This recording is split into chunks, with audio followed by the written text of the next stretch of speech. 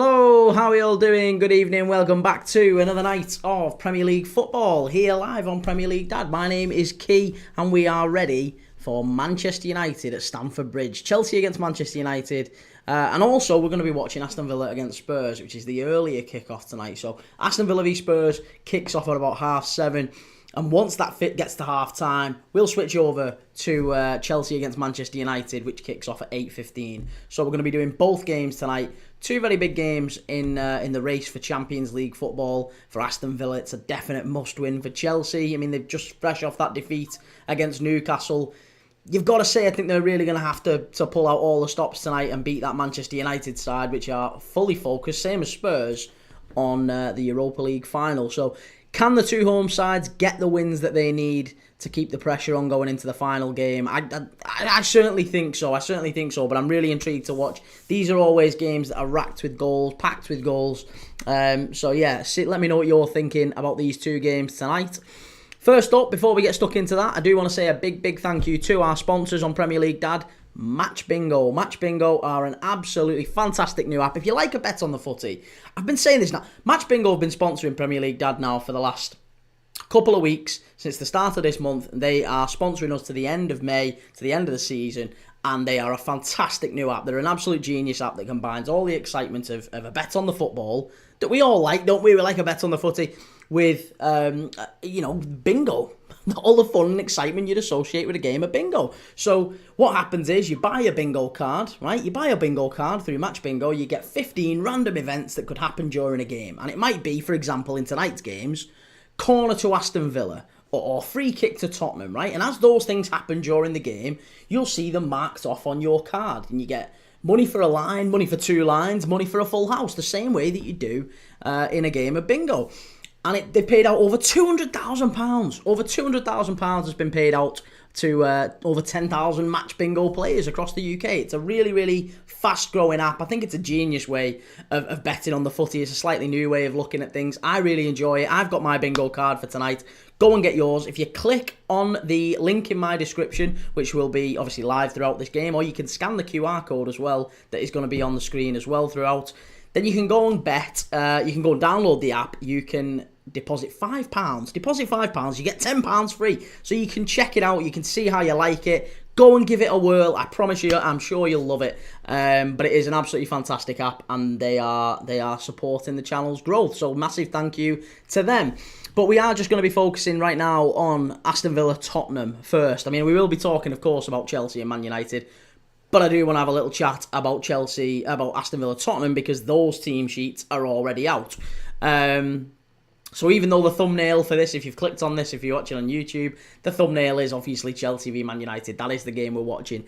But we are going to watch Villa Tottenham first, of course. I think a lot of people are going to do that, aren't they? Because they're both on Sky Sports, so you can flip-flop between the two. So we're going to be going with Villa Tottenham first. As soon as it hits half-time, we're going to go over to Manchester United at Stamford Bridge. And then as soon as that one gets to half-time, we'll probably be able to catch the last 15 minutes of the Villa Tottenham game. So we'll do that. That'll be the plan tonight. But let me know what you're thinking. I want to hear your thoughts on a lot of other stuff tonight. There's a lot of other things I want to be talking about tonight. For example, Everton. Everton have just announced their new stadium name. I don't know if you've seen this come through. Everton have just announced their new stadium name, the Hill Dickinson Stadium. It's not a joke, I promise you. Everton have just announced that their new stadium, their big new deluxe, exciting dockside stadium at Bramley Moor, is now sponsored for the foreseeable future by the UK's 46th biggest law firm, Hill Dickinson. Hill Dickinson. The Hill Dickinson Stadium. I'm not sure I love that. Sam McNeil, how's it going, Sam? Good to see you. Hello, mate. I'm really good. Yeah, thank you. Hope you're good too. I think Man U 2-1. Man U 2-1. Okay, you think Man U are gonna pick up a win finally in the Premier League? Maybe you're right. I'm not sure. I really don't think that's going to be the case. Callum Watts. Yeah, mate. Honestly, seriously, I was as shocked as you, mate. I was as shocked as you. Trust me. Go and have a look. Everton have named their new stadium the Hill Dickinson Arena. It's outrageous. It's outrageous. Sam McNeil, let's get this guy to 5k. Oh, we're so close, mate. We are so close to 5k on YouTube. Thank you. If you can get me anywhere close to it, I'll really appreciate it. Connor Hetfield. Hey, Kieran. Hey, chat. Just came in after an argument with my wife's boyfriend. I put £10 on Spurs and United. Oh, blimey. Well, Connor, if you're feeling charitable, mate, go and check these guys out right there. Go and check these guys out. If you put 5 on, you get 10 anyway back. Callum, they should have called the Dixie Arena. Yeah, but that would make sense, wouldn't it? Hill Dickinson Arena, the Dixie Arena. Yeah, I guess that makes sense, doesn't it? That's probably what they'll end up calling it, maybe. The Hill Dickinson, I don't know. But yeah, the Hill Dickinson Arena at Everton. Everton's new stadium for everyone that's joining on TikTok. We've been live on YouTube. We're live over on YouTube right now. We're live on X, Instagram, Facebook, Twitch. We're live on all of them. But we are live on YouTube as we build up right now to Aston Villa against Tottenham. And straight after that, we're going to be live for Manchester United away at Stamford Bridge against Chelsea. So big night of football. We're probably going to be live through to, what time will the United game go off? So it'll be 8:15 kick-off, 9 o'clock, 9:15, 10 o'clock, maybe about 10:15, won't it? So we're through now from sort of half six through to 10:15-ish tonight. So yeah, if you're sticking with us through to the end, then yeah, looking forward to having you in the stream, whether you're here on TikTok, whether you're on YouTube, or where else you're watching this. Chelsea 1, United 0, stinky game that. I think it's going to be a good one, I think it's going to be a really good game. Chelsea need to win, and I didn't think they played all that well against Newcastle, did they? They were pretty poor. And United have been garbage for weeks. They've been awful for weeks. And I'm sure Aaron is going to come in the chat at some point, isn't he? He's going to come in the chat and he's going to say, oh, well, we don't care about the league. We don't care about the league. We're not bothered. Of course you are. Of course you are. He's absolutely bothered. There's no way that United fans aren't bothered about tonight. They want to win it just as much as anyone else. And Chelsea really do need to win it. Yeah, Chelsea are desperate to win it. Lee Walker, Manchester United play 11 behind the ball and nick it 1-0. I'm not sure, Lee. No, I'm not sure. I hate Man U. Who do you support, Lee, out of interest? I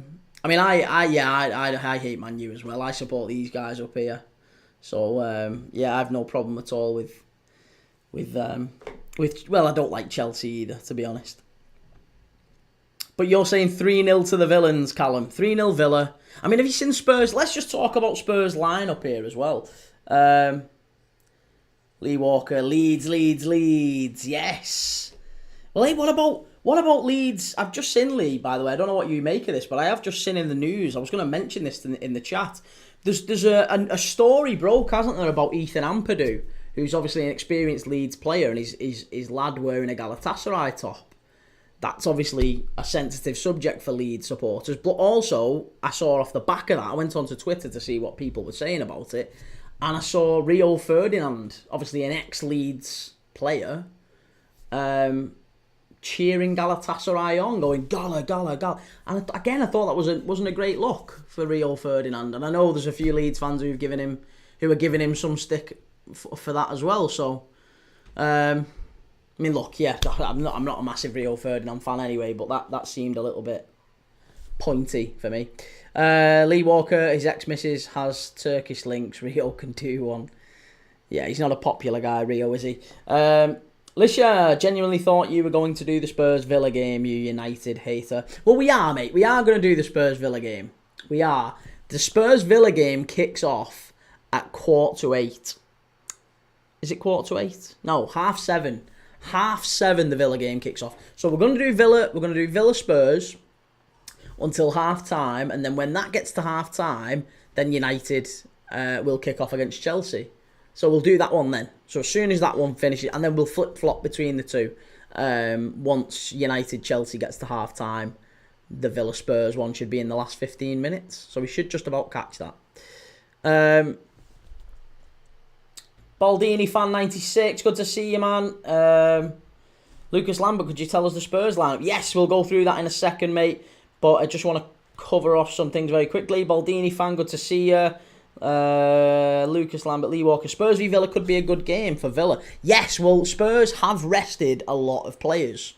I'll go through those teams in just a moment. The lineups in just a moment.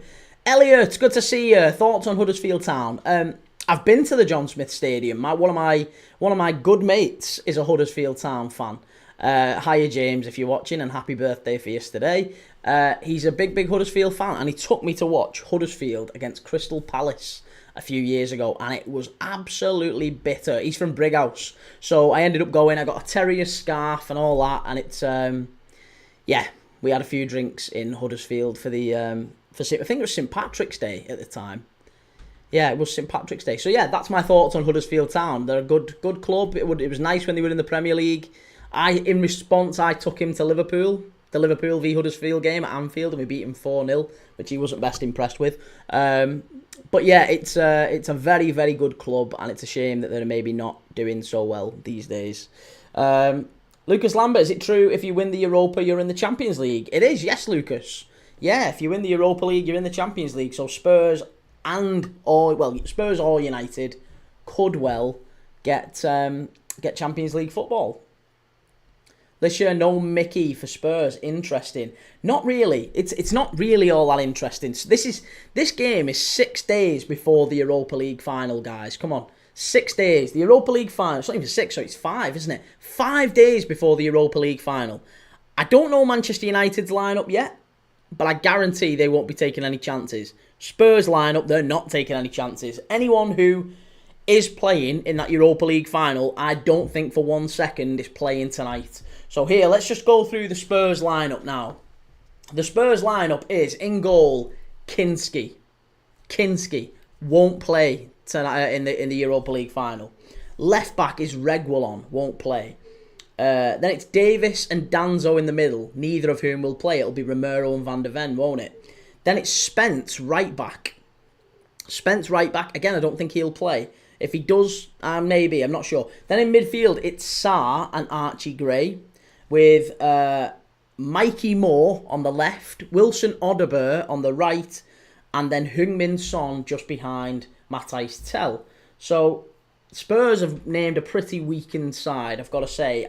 Aston Villa, it's completely the opposite. Aston Villa have really got to go for this. They've got to win to try and stay in the hunt for that 5th spot. They've got Martinez in goal, Matty Cash right back, Konza and Pau Torres in the centre of defence with Ian Martin on the left. Then it's Kamara and Onana sitting behind Morgan Rogers, John McGinn, Marcus Asensio and Ollie Watkins up front. So that team looks pretty good. The Manchester United lineup is also out. I've just had a look, and I am incredibly surprised, I've got to say, with the lineup that they've put out. For example, I would say that's as close to the Manchester United starting lineup. The closest thing I would say to United's starting lineup, as we'll see in the Europa League final. They've got Onana in goal. They've got Diallo, Lindelof, Maguire, Mazraoui, Shaw, Casemiro, Dorgu, Mount, and Højlund.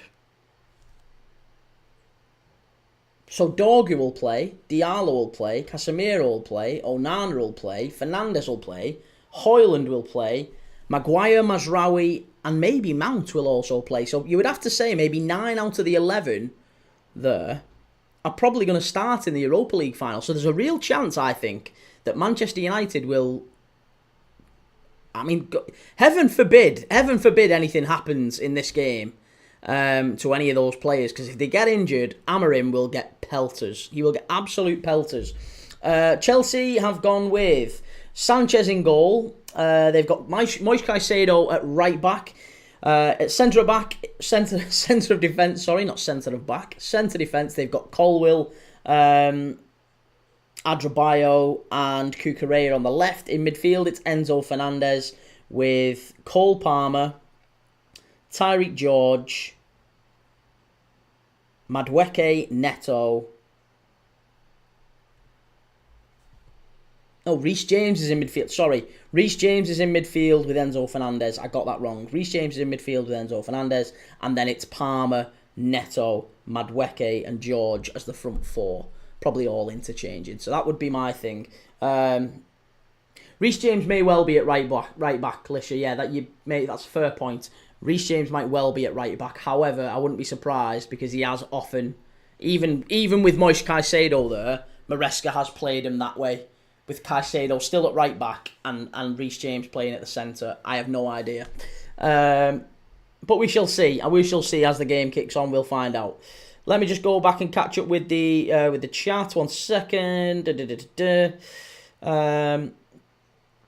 Why is it not showing up? Come on. Okay. Adam 464 AD. Chelsea spent like madmen just to be in the Conference League. Look, they will 100% be in the Europa League. 100% they'll be in the Europa League, based on their league position. They can't finish any lower than 7th. Even if they fail, even if Betis beat them in the Conference League, it's very, very, very unlikely that Chelsea now finish in the Conference League position. They've as a bare minimum got Europa League, I think, at this point. Will, good to see you. How you doing, Will? Yes, mate, what game is it tonight? We're watching 2 games tonight, Will. We're going to watch Villa and Spurs until half-time. Then we're going to watch United away at Stamford Bridge at Chelsea. We're going to watch that one. That kicks off at 8:15. So as Villa Spurs gets to half-time, United-Chelsea will kick off. I don't know why I keep saying United-Chelsea. It's Chelsea-United. Chelsea-United will kick off then. And then we'll watch the first half of that. And then when that finishes, we'll flick back over to Spurs Villa, which should be in the last sort of 15 minutes or so by that point. So we'll watch the last 15 minutes of that. Then we'll flip back over to Man United at Stamford Bridge. So that's the plan. Alan, Jamie Vardy's last game for Leicester this weekend. 500 Leicester appearances. What a servant as well. 500 unbelievable appearances. And look, if he gets a goal, it'll be 200 goals in 500 games for Jamie Vardy. Top player. I'm very, very loyal to Leicester, you have to say as well. Emily, good to see you. Emily, how you doing? Lee Walker, you know that Europa final is going to penalties and I'll have 200 penalties and still end up 0-0. Listen, if nothing else, Lee, I'll be honest with you, if nothing else, Spurs and Man United can both score goal. Well, maybe not Man United. Spurs have got one of the best attacks in the league. Statistically, Spurs have got one of the best attacks in the league. In terms of goals, chance creation, like Ange Postecoglou commits bodies forward. They can't defend going the other way.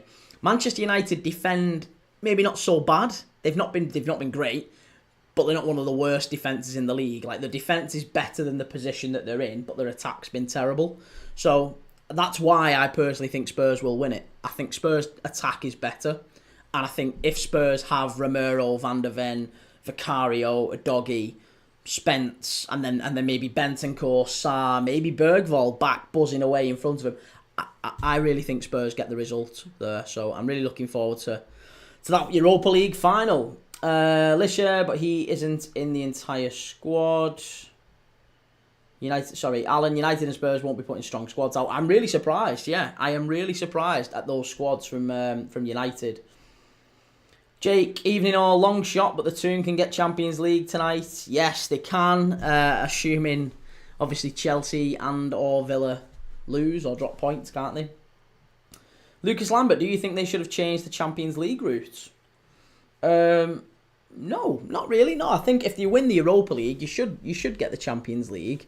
I think that's a really good reward for Europa League winners. Yeah, I'm quite happy with that. We're going to go find some garlic outside, make some homemade pesto for my pasta for tea. Nice. Well, finding some garlic outside. Crikey. That must be a hell of a garden you've got. Joe Stowe, hello, mate. Good to see you, Joe. If Man U win and Tottenham win, Newcastle get Champo. Yeah, that ain't happening. Sam Holloway, 83. Are you on FPL? I am on FPL, but I've not been really doing it, if I'm honest with you, Sam. I've kind of steered clear of it this season. But what I've said I'm going to do is I'm going to start kind of a Premier League deck. We've got a proper community on here now. I've got nearly 5,000 subs. I'm like 50 away from 5,000 subs on YouTube. So close. So there's a lot of people, we have regulars now who come back to the live. So I feel like it's the right time to actually have an FPL. We'll have a proper community going, and I'm going to start a website with a forum as well. So and maybe a Discord server. I've got that going as well, so we can actually get all that happening while before the lives and while the games aren't on. So if you want to join a football community, a proper little football community where we all, all different fans of all different clubs, not just an echo chamber, all Man United fans or all Liverpool fans or all Coventry fans or whoever you support, if you want a proper mixed bag, this is the place to be. Lee Walker, has that happened at the same time all year? Alan, if Palace win the FA Cup, then they take the Europa League place and 7th going into conference. No, that's not the case, Alan. That's not the case. If Palace win the FA Cup... Oh, sorry, you're right, actually. I've completely misread what you said. You are dead right, Alan. I apologise. But if City win it, then it drops down a place. Plus, if Chelsea win the Conference League, then it drops down a place again. So in theory, if City and Chelsea win their respective finals, the league position for European football drops down to 9th. So the likes of Brentford, Bournemouth, Brighton, all three of those could still well be in with a chance of European football next season. Maybe even Fulham, potentially. Depending on the final couple of results that they managed to pull off. But yeah, you're right. I apologise. I got that wrong. I read what you said wrong. Will, have you seen Tom Kearney could go to Wrexham for 50k a week on a free transfer when he leaves Fulham? Well, Tom Kearney's Fulham captain and he's got a good record in the Championship, so that'd be a hell of a signing for Wrexham. Yeah, that'd be a hell of a signing. I wonder if they could pull that off. That'd be a good, very good deal for them. Lucas Lambert, do you think they should change the Champions League? I think they should have kept with the group. No, I think the format was brilliant this year. I actually really enjoyed it. I mean, look, from a Liverpool, I would argue Liverpool Liverpool were probably most persecuted by the Champions League's new format because we finished top of the league and somehow drew PSG.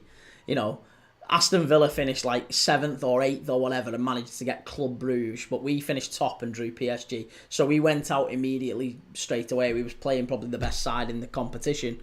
So that was always tough. But yeah, no, I really do. I think the Champions League format has been better this year. I've enjoyed it. I like them mixing it up. That's, yeah, always good to have new stuff happening. Ben Sina Dama Traore signed a new contract at Fulham today. I didn't know. That's put a dagger in Everton's hopes of signing him, I guess. Lisha, European nights at Craven Cottage. Sounds crazy, man. Listen, it wasn't that long ago, Lisha. They got to a Europa League final. Do you not remember that? They beat Juventus at Craven Cottage and, got to Atletico Madrid in the Europa League final. That was a great season for Fulham.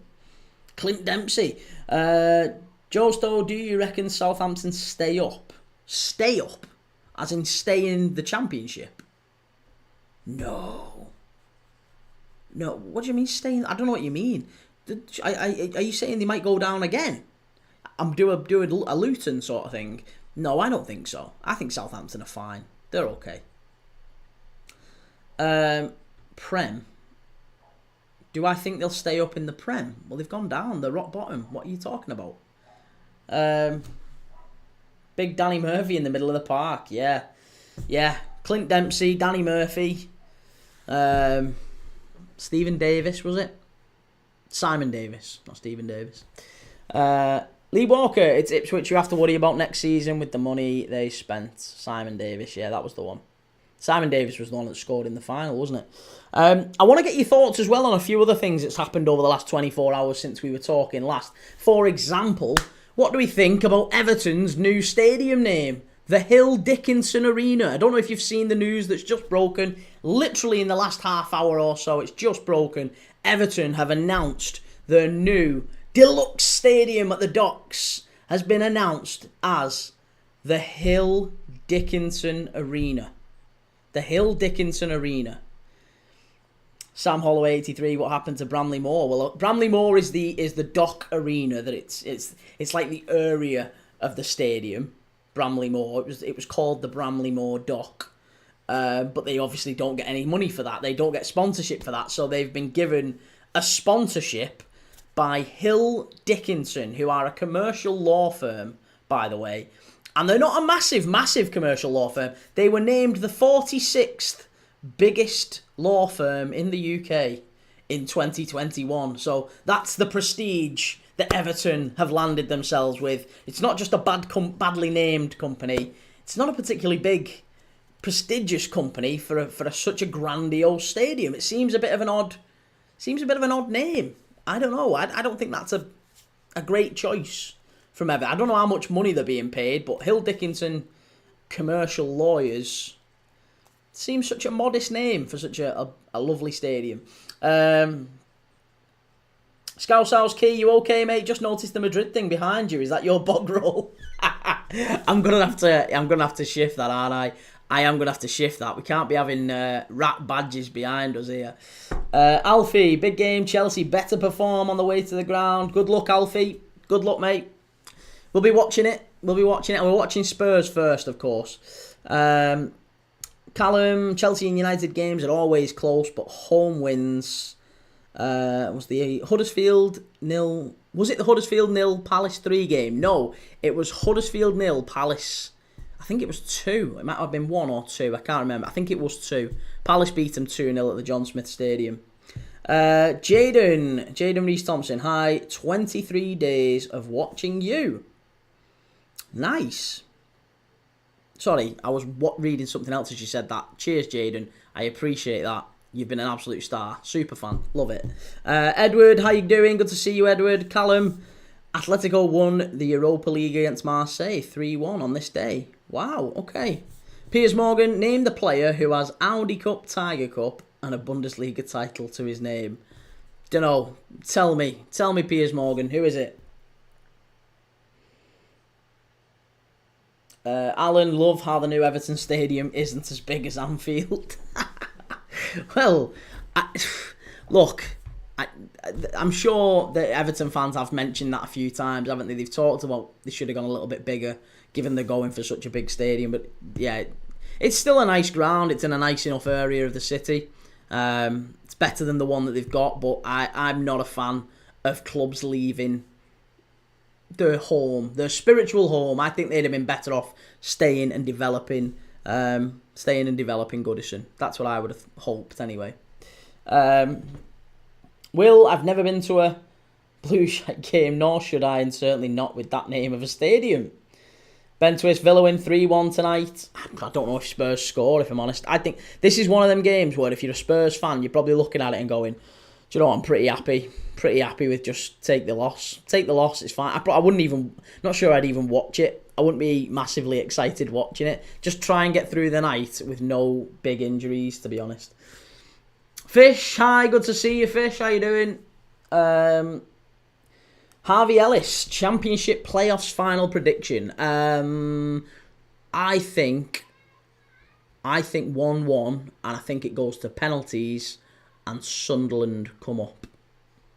That's what I think. I think that Dan Ballard header has just made me think that maybe their name's on the trophy this year. Fish, what do you think of Carlos Vela?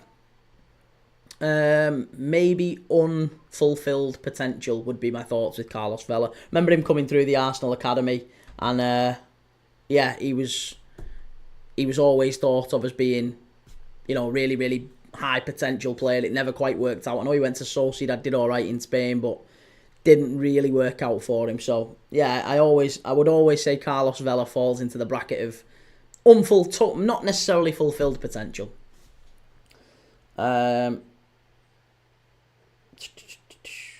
Josto, what do you reckon? Who do you reckon Liverpool need to sign position-wise? Well, I mean, look, we could be here all day, Joe, with the names of who we should sign position-wise. But I think Liverpool need to sign players in these key areas. I would say centre-back, we need at least one. If Kanate goes, we need two, but we need at least one centre-back.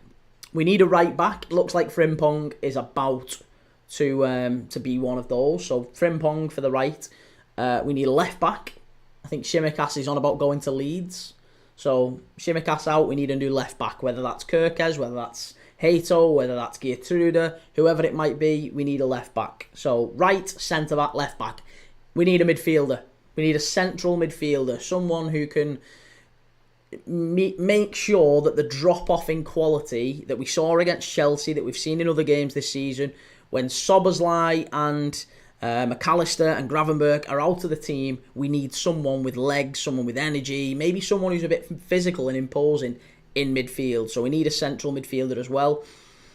I think we need a right winger. I think we need someone who can maybe play across the right and the left. A bit like Gakpo and Diaz, but we need someone who's on the right as well. So I think Chiesa is going. Apparently it's close that he's going back to Serie A. I would love us to go and get someone like Mbeumo, but that's obviously not going to happen. Mbeumo will go and play for someone where he'll start every game. He's not going to start ahead of Salah, but I love Brian Mbeumo. I'd love that. And I think, finally we need a centre-forward. Darwin Núñez looks like he's going, so Darwin Núñez would be the last one I would certainly be looking at as well. Go and get a centre-forward, whoever that might be. Allegedly, Liverpool are looking at 5 names, and those 5 names are Victor Gyökeres, in no particular order, Victor Gyökeres, Alexander Isak, Victor Osimhen, who was the others? Sesko, and Alvarez, Julian Alvarez. They are the 5 names Liverpool are looking at and targeting for centre-forward. So, intrigued to see which of those, if any of those, we go for. Let me know in the chat which ones you think would be best. Reece, that's almost as bad as the Sports Direct Stadium. There's been some bad stadium names, haven't there? Some bad stadium names, but yeah, the Hill Dickinson Arena, or the Hill Dickinson Stadium, is definitely up there. Alan, I do like how they've given Goodison to the women's team, though. Yeah, I mean, look, they're a great club, Everton. Wouldn't deny that. Really, really like that they are. They're really a family club, let's say, a community club. They do a lot for the community. Everton in the community is a great charity, and no disputing that's a really big gesture for them to gift it to the women's team. Edward, see when you wear a hello rain jacket to people, shout taxi. Callum, you see Madrid want Kirkes. If they don't, they land, or if they don't land Carreras. Yeah, I've seen Kirkes has been linked to Madrid. Kieran Baines, hi mate, how you doing? Good to see you, Kieran. Fish, favourite Premier League club, mine's Liverpool. Mine too, mate, yeah. I'm a Liverpool fan as well. Lucas Lambert, have you heard about Rio Engamoa? Have I heard about him? In what sense? Has anything happened recently? Is that what we're talking about? Or I know who Engamoa is. I know he's played against Peterborough, played a couple of games for Liverpool. When he's played, he's looked all right. Obviously, a lot thought of him coming through the Chelsea academy. So yeah, a lot thought of Engamoa, but whether or not he actually realises that potential, who knows, mate. We've had a lot. Believe me, over the years, Liverpool have had a lot. The same as other clubs. There's always some wonder youngster coming through who everyone says is like, oh my god, he's going to come through, he's going to change everything. Like, there's one like every other year, honestly. I remember Ben Woodburn was one. Ben Woodburn, not quite making it. I remember Neil Mellor, going back even further. Neil Mellor, Christian Nemeth, Shea Ojo, Ovia Jaria. We've had loads. We've had absolutely loads. There's always a player coming through. I mean, even Cameron Brannigan, who plays for Oxford United now. Everyone thought that he was like the next Paul Scholes. Jay Spearing physically, he was always not quite there physically, but he was a very good footballer. He played to a good level for a long time. There's a lot of football. There's always someone coming through who's thought of as the next big thing. And I've as I've got older, I've looked at Engamoa and just looked and thought, yeah, he's a talented player. He's got pace. It's whether or not he actually can make it as a proper footballer and make a career out of it. 'Cause there's lots that don't, sadly. Sam Holloway, what do you make of the new kits out? City, Arsenal, etc. I've only seen a few. I've seen Chelsea's. I saw Chelsea's today, where Cole Palmer looks like Neil from the Inbetweeners.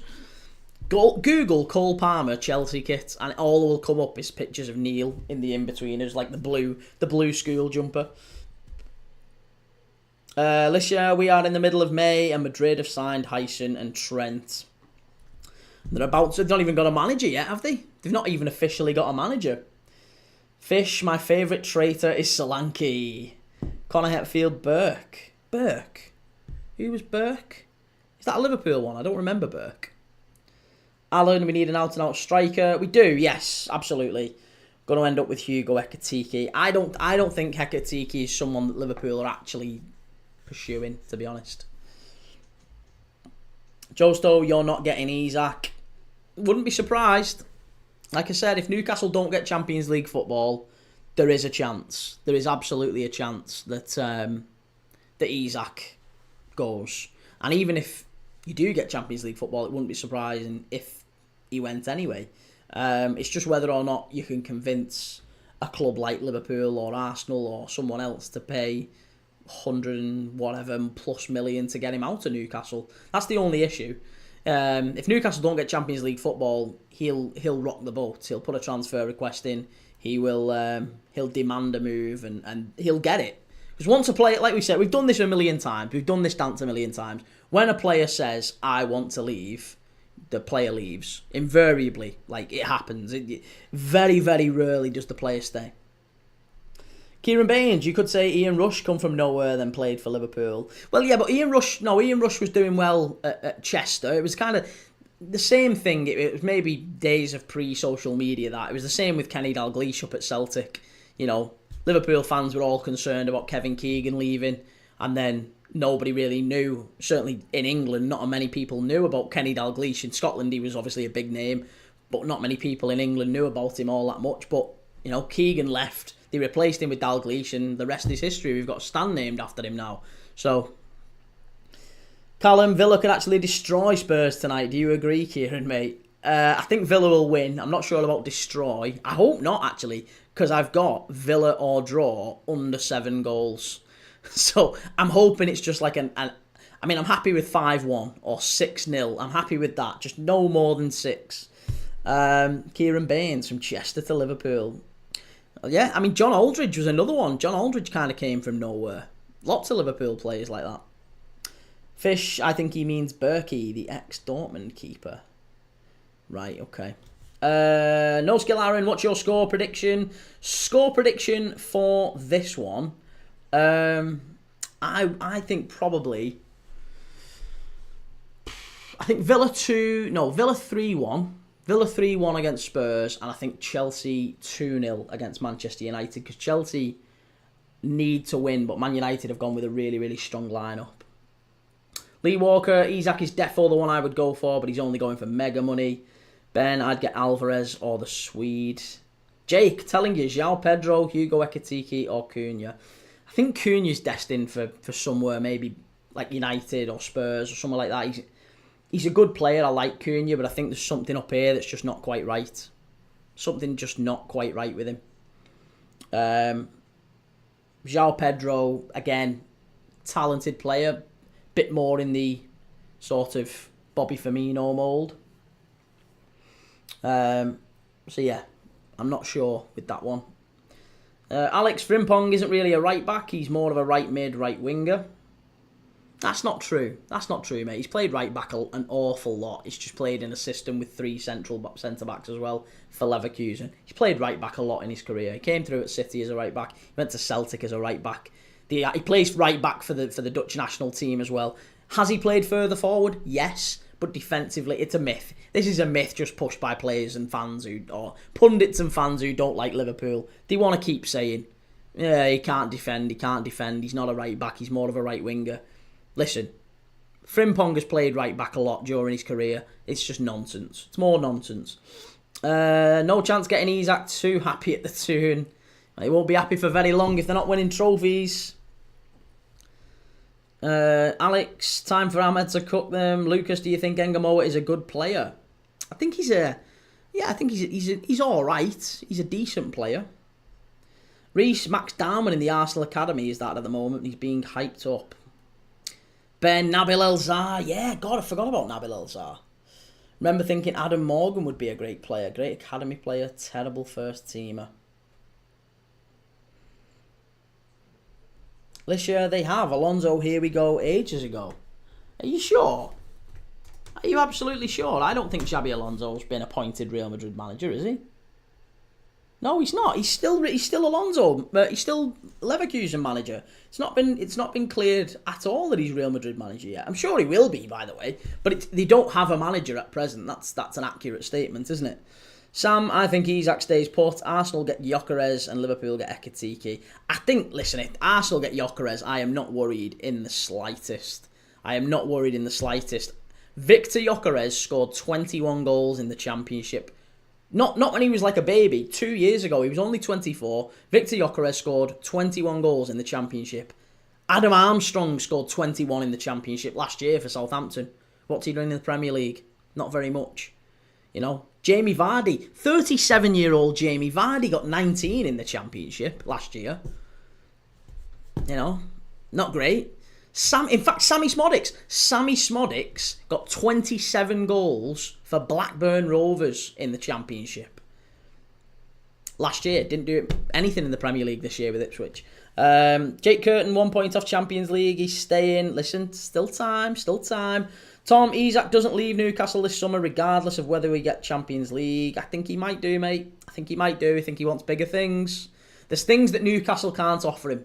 There's things that Newcastle cannot offer Alexander Isak. League titles, Champions Leagues. You're a long time retired. He's not, he's not a spring chicken anymore. He's not 21, 22. He's in the middle of his career. He's approaching his prime.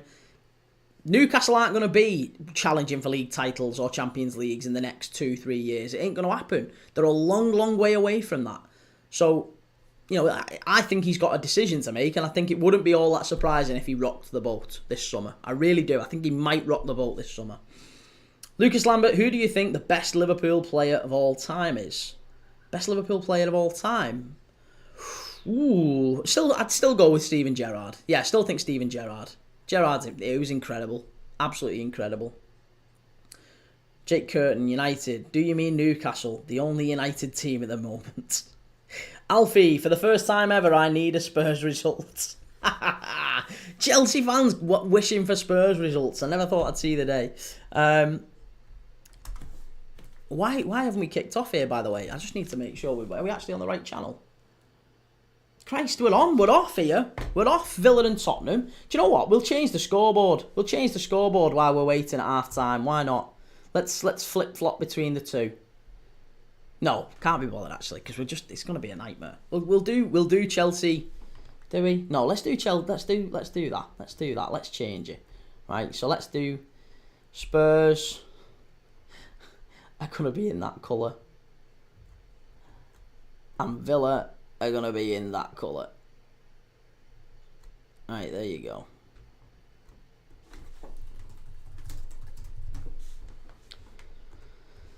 My goodness gracious me. Right, there you go. Villa against Spurs. Right, we've changed the scoreboard on the on YouTube. If you want to go and watch, you can see the scoreboard. We are live on Villa and Spurs, and we will be flipping over, by the way, to Manchester United and Chelsea as soon as that game kicks off. So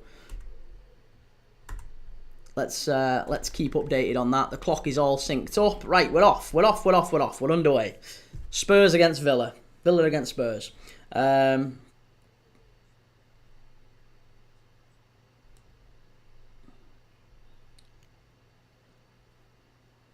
Sam Holloway, he's Leverkusen until the end of the season. The Here We Go is for next season.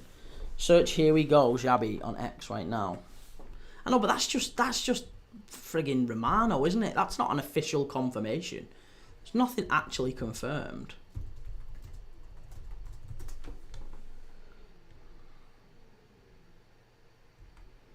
That was 4 days ago that Fabrizio Romano posted that.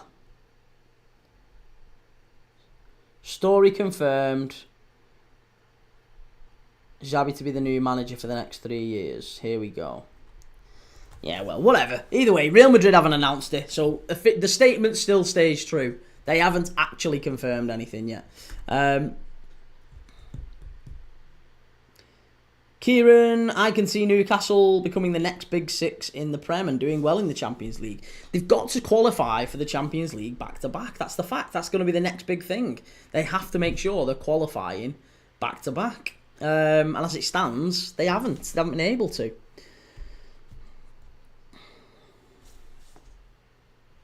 Sam Holloway, what do you make of the Rodrigo rumours flying around? It doesn't surprise me, and I do think that he will leave, but I don't think there's an obvious place for Rodrigo to go in the Premier League at least. Maybe Man City.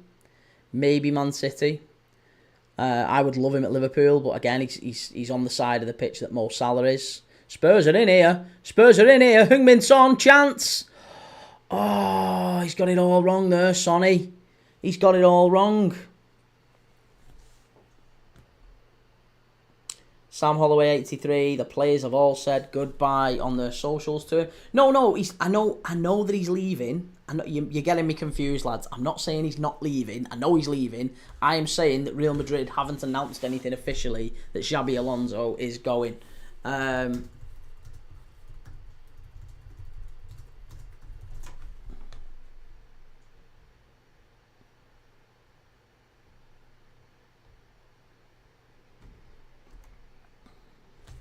But I am sure he will. I'm sure he will end up at Real Madrid. I'm certain of that. However, like I said, the statement was that I said that Real Madrid haven't actually even got a manager yet, and they've signed 2 players.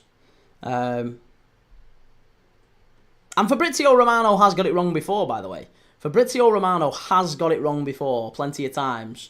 So the statement that you made there that he doesn't get it wrong, he absolutely does. There's been plenty of times he's got it wrong. Plenty of times. Alfie, have you seen Chelsea's bench today? It's so bad. It can't be worse than Man United's starting 11. Villa, first shot on target there. Ollie Watkins straight at Kinski.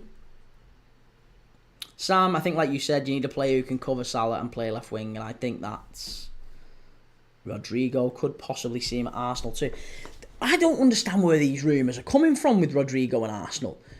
Trossard, Martinelli, Wanyeri and Saka, and none of them are leaving. They've just offered Trossard a new contract. They are not categorically signing. Oh, it's a great ball. Unlucky. They're not signing Rodrigo. There's no way they're signing Rodrigo. Forget the fact that he would cost a lot of money and they don't necessarily need a winger. They're not going to go out and buy a player when he plays on the side of the pitch that Saka does, and Martinelli is their first choice, their starting left winger, and they've just offered a contract to Trossard. None of that makes any sense. So yeah, I don't think Arsenal are going to prioritise now that Martinelli has got back into some form, and he has. I think when Martinelli was out of form, that made sense, but he has finished the season really, really strong, and I think that's changed Arsenal's plans now. So they're focusing on a centre forward. They're focusing on replacing Thomas Partey, assuming he goes. And I think they're focusing on... Oh, goodness me, that's gone straight through. Yeah, they're focusing on replacing players who are leaving. That's the big thing for Arsenal. And trying to move players on as well. Havertz, Jesus, what happens with them? David Ornstein is the best for me. Ornstein bomber goes hard. Let's show with that logic, that means Dean Hyson isn't signed yet because Real Madrid hasn't announced. Yeah, that's true. Yeah, but you're really, really getting pedantic here, aren't you? You're really picky. You're hanging on that one point. All I said was Real Madrid have signed 2 players. They haven't even got a manager yet. There is no manager in situ at Real Madrid. They've signed 2 players. That's my point. And that is true. That's accurate. And you've since picked up and gone, well, he's announced it. Doesn't matter. I know he's going. I get it. I understand that is the likely destination. But Romano has been wrong in the past. He's been wrong many, many times in the past after doing the big, here we go. He's done it loads of times. It hasn't worked. So it happens. It does happen. Sam Holloway, from what I'm hearing from many fans, Rodrigo is better off the left. Obviously, can't give my opinion on that because I don't watch too much of him. He plays mainly on the right with Vinny on the left and Mbappe in the centre. That's where he's played mostly this season, on the right-hand side. So it doesn't make any sense for him to stay at Real Madrid. I do think he'll leave. I do think he'll almost certainly leave. But I don't think Arsenal are going to go for him. There's no way Arsenal go for him. Be very, very surprised if Arsenal go for him.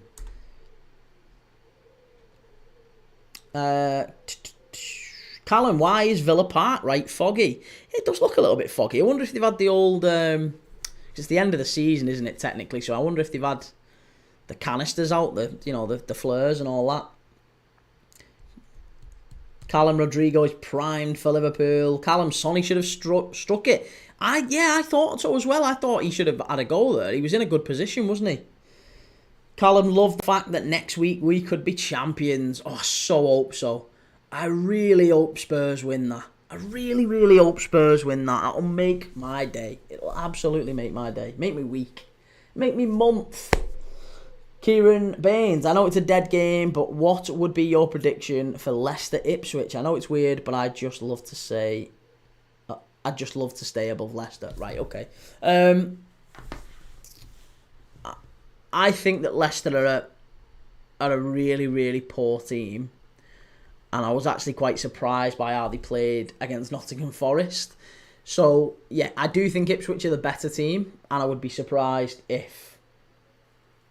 surprised if Leicester were to beat you. I think Jamie Vardy scores, and I think it's probably a score draw. So that would be my prediction. Probably a 1-1 or a 2-2, something like that.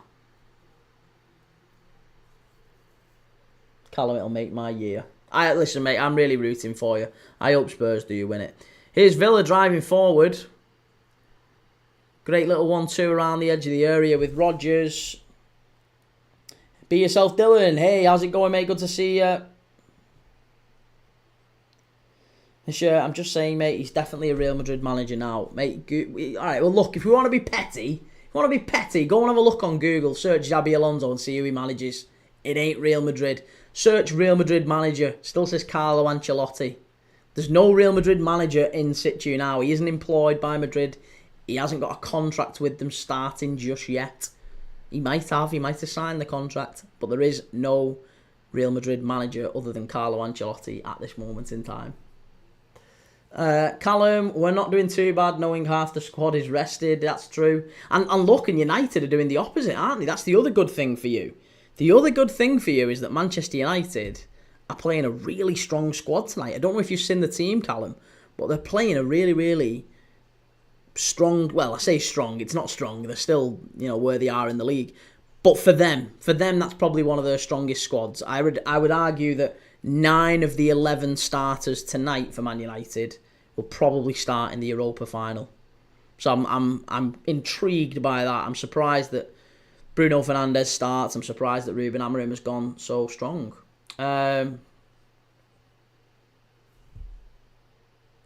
Link, you'll never walk alone. Yep, good to see you, mate. Good to see you. Sam Holloway, 83. I wonder if Alonso has had some input on these signings, though, or if it's just from the sporting director. I think, and this is, again, feeds back into the whole Xabi, Trent, Alexander-Arnold thing as well. This is why Liverpool fans are annoyed. I am almost certain that Xabi Alonso has known he was going to be Real Madrid manager for at least 6 months.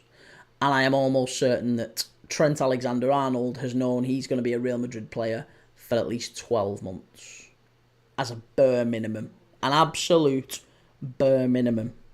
And while Liverpool have been going through title races and playing up, he's been negotiating for a good deal with Real Madrid. So, to me, and he's not been honest with the club either. So that's, again, we're coming back into the Trent Alexander-Arnold territory, so I'll stay away from that. But that's been the frustration. That's, again, coming back to why Liverpool fans aren't happy with Trent. Callum, hope they all get injured. Yeah, the United, well, as I say, the United squad, there's only really Luke Shaw, and maybe one other, I can't remember who, Lindelof. Luke Shaw and Lindelof are probably the only two that wouldn't start in the final. Casemiro plays, Onana plays, Højlund, Mount, Mazraoui, Maguire, Dorgu. They're all the players you would expect to start in Bilbao are pretty much starting for United. Sam, do you see Trent playing as a right back for Madrid? I see him more in midfield with Carvajal still there. I don't know. It's going to be interesting, isn't it? I think he's obviously going to go in as the starting right back. I'm not sure that Xabi Alonso goes in and just immediately changes the system to playing 3 at the back. He might do, but I'm not entirely sure. Here's Sonny. What a shot! Just over from Heung-min Son. Kieran, isn't it a bit of a rivalry, Barcelona and Real Madrid, for a manager to go to a rival's team is like David Moyes at Liverpool? Well, yeah, it is, yeah. But why? No Barcelona manager hasn't gone to Real Madrid, have they? What are you on about? But it is, of course it's a rivalry, yeah. Callum, the Tottenham fan, hopes Son stays fit. Yeah, listen, I really hope Son stays fit, and I hope he lifts that trophy next week. It'd be wonderful. Sam, did you see the Charlton manager the other night? Yeah, it was unreal, wasn't it? It was absolutely unreal. Nathan Jones, you could tell he was doing it for the cameras, couldn't you? You could tell he was doing it for the cameras. So annoying. This is what frustrates me. Like, I don't understand why people have to be so forced and fake. Like, I mean, you know, I'm doing a watch along channel, but like, when a goal goes in, I absolutely assure you, oh, great chance, Spurs, very nearly 1-0. Like, I absolutely assure you that when a goal goes in, that is my instant, like, gut reaction. I'm not playing up to the cameras. There's no, like, glancing side eye to make sure or not. That is exactly what you saw with Nathan Jones last night. The mad thing was about that was that there was 30 seconds left of football. There was, I think, 4 minutes of added on time given at the end of the game, and it was 93:28 on the clock or something like that. And the camera, the ball had gone out for a throw-in, the camera panned to Nathan Jones on the touchline, and he's doing all this, like looking all like excited, overly excited and dramatic, like can't control his emotions. And then for the remaining 30 seconds of actual football, the camera wasn't even on the pitch and the players. It remained steadily on Nathan Jones until the ref blew the full-time whistle. I couldn't believe it. It was madness. It was absolute madness. Eliora, let it go, listen, mates. The game's the game.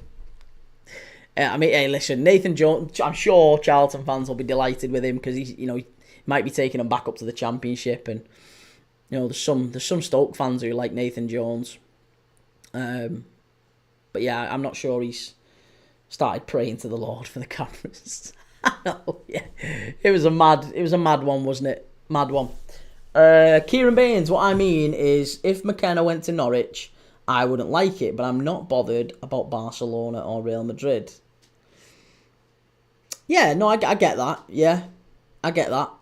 But there's not, again, that's probably why there isn't many direct transfers from Madrid to Barcelona, or even many players. There's a few, don't get me wrong, but there's not many who've gone Barca to Madrid or Real Madrid to Barca directly, and there is a few over the years who've played for the two with clubs in between, whether it be Figo, who went direct, you've got Saviola, obviously Ronaldo, the real Ronaldo,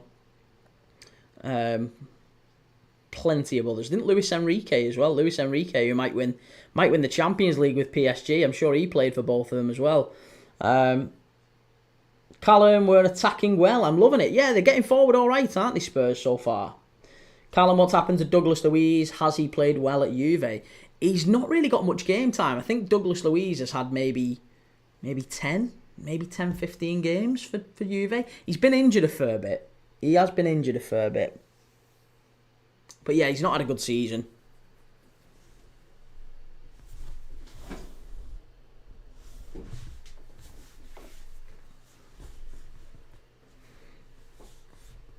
The real Ronaldo is controversial. Why is it controversial? He is the real Ronaldo. The original OG. Ronaldo OG. Ronaldo Luis Nazario. Good save, that from Kinski. Oh, the clock stopped. Sorry. What a nightmare. We're 18 minutes in and the clock stopped. It's not a good start. There you go. Right. I apologise. The clock is back running. It's no good if the clock's on and we've not actually got it running. There you go. We're all synced up again. Aston Villa corner. Floated to the far post. It's cleared away by Tell. Sorry. Villa. It's gone behind again. No, it's not. It's cleared away by Spurs.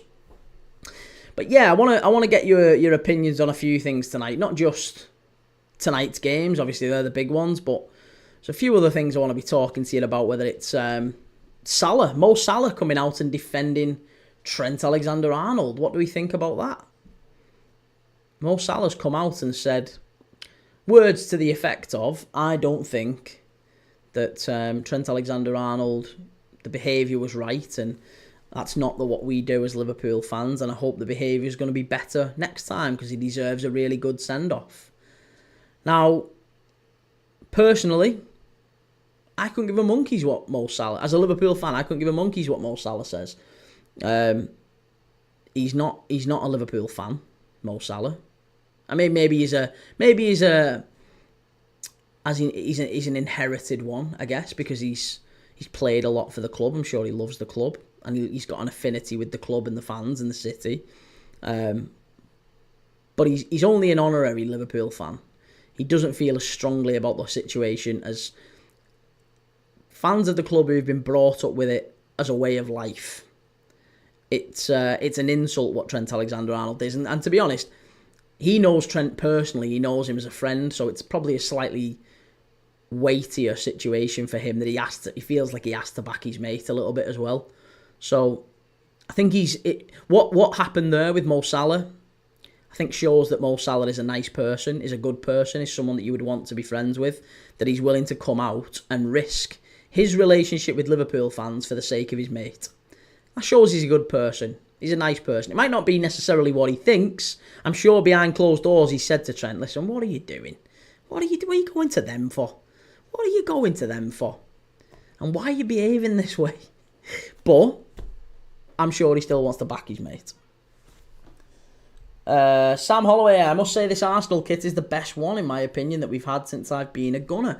I really liked this one. Was it this year? This year or last year? The last couple of Arsenal kits have been very, very good.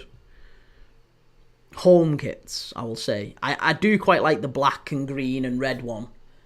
The away kit for this year. I think that's a good away kit. I think if I was still buying kits, and I was still of the opinion that, and it's not that I'm not buying kits. I am buying kits, but I won't buy an Arsenal kit. I won't buy any Premier League kits. But I like that black one of Arsenal's.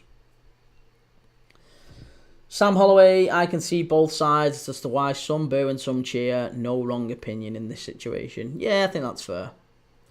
Links edition. It is, isn't it? It's like is it actually? It's not a Links edition. I'm sure that's a wind up, but it does look a bit like Links Africa, doesn't it? Callum, Ronaldo Nazario is the real Ronaldo. The best 9 ever, only if his knee didn't explode out. Yeah, he was different class, wasn't he, Ronaldo? And he was tearing up Serie A when Serie A had the best defenders in the world. And played really negative football, and he was still dancing through them. Callum, Salah is basically a Liverpool fan. One of his daughters is Scouse now as well.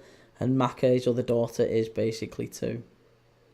Again, honorary Liverpool fan, but not... Why is Matty Cash complaining about that? Matty Cash has just been booked there, and absolutely quite rightly so. He got fouled by Heung-min Son, right? And he turned round and he went like that to the ref.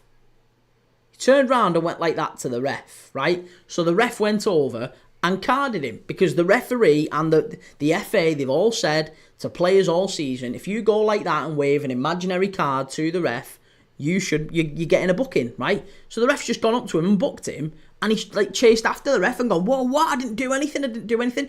Mate, the camera's there plain as day. You've got fouled and you've got up and gone like that to the ref. They're the rules. That's the rules. That is the rules.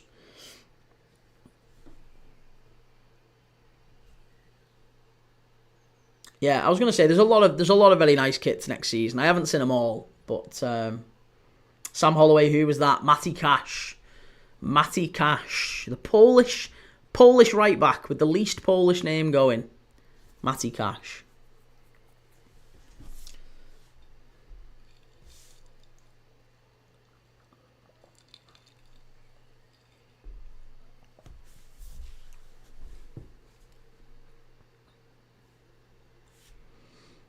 Joe Stowe can't stand Matty Cash.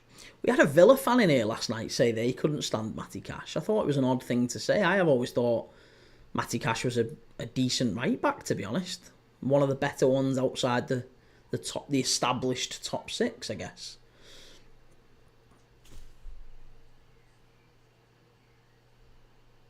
Sam Holloway, no, a yellow for my FPL defender, just brought him in. Eliora, the game is absolutely... Mate, you can't even communicate to the ref now. I'd be a big supporter of them doing what they do in rugby league and bringing in mics for referees. Do you not think? I think that'd be really good. Mics, they tried for a spell having only the captain can speak to the ref. But that doesn't seem to work in football now, and refs do still get surrounded. So I think it'd be good if we had orange cards or sin bins, whether it's maybe you go a yellow, orange, red, right? Maybe you get that. Or maybe you just have sin bins, right? And if a player gets done for like diving, it's an immediate sin bin. Stuff like that. 10 minutes off the pitch. I think stuff like that would help referees to have more control. Because you want players to be able to speak to referees, but equally, I also think that referees have a really, really tough job. They have a really, really tough job. And the only way that I think that gets better is if you give more power to the referees. I'd be giving them more power, personally.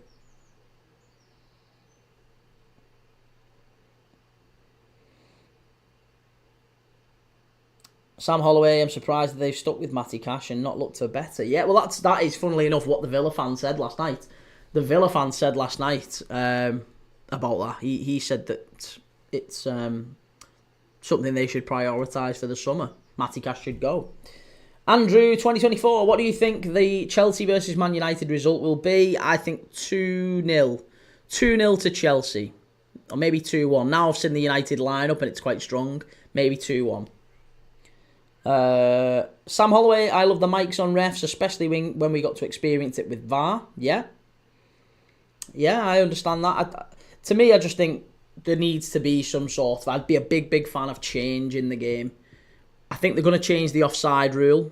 They are going to change the offside rule. That is certain to happen. They're already experimenting with that next year in Serie B and Serie C, I think.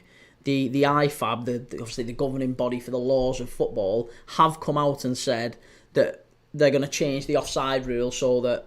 We have talked about this on the channel before, so apologies if I'm repeating myself, but basically the way that if this is the attacker and that's the defender and the goal's over here, right? Basically, if the defender steps up, and right now that would be offside because the attacker's further forward. Now what they're saying is that if the defender steps up and the attacker's here, but his foot is still level with the defender, but he's closest to the... Like, there could be a literal gap that big where it looks clear offside. It could be like that.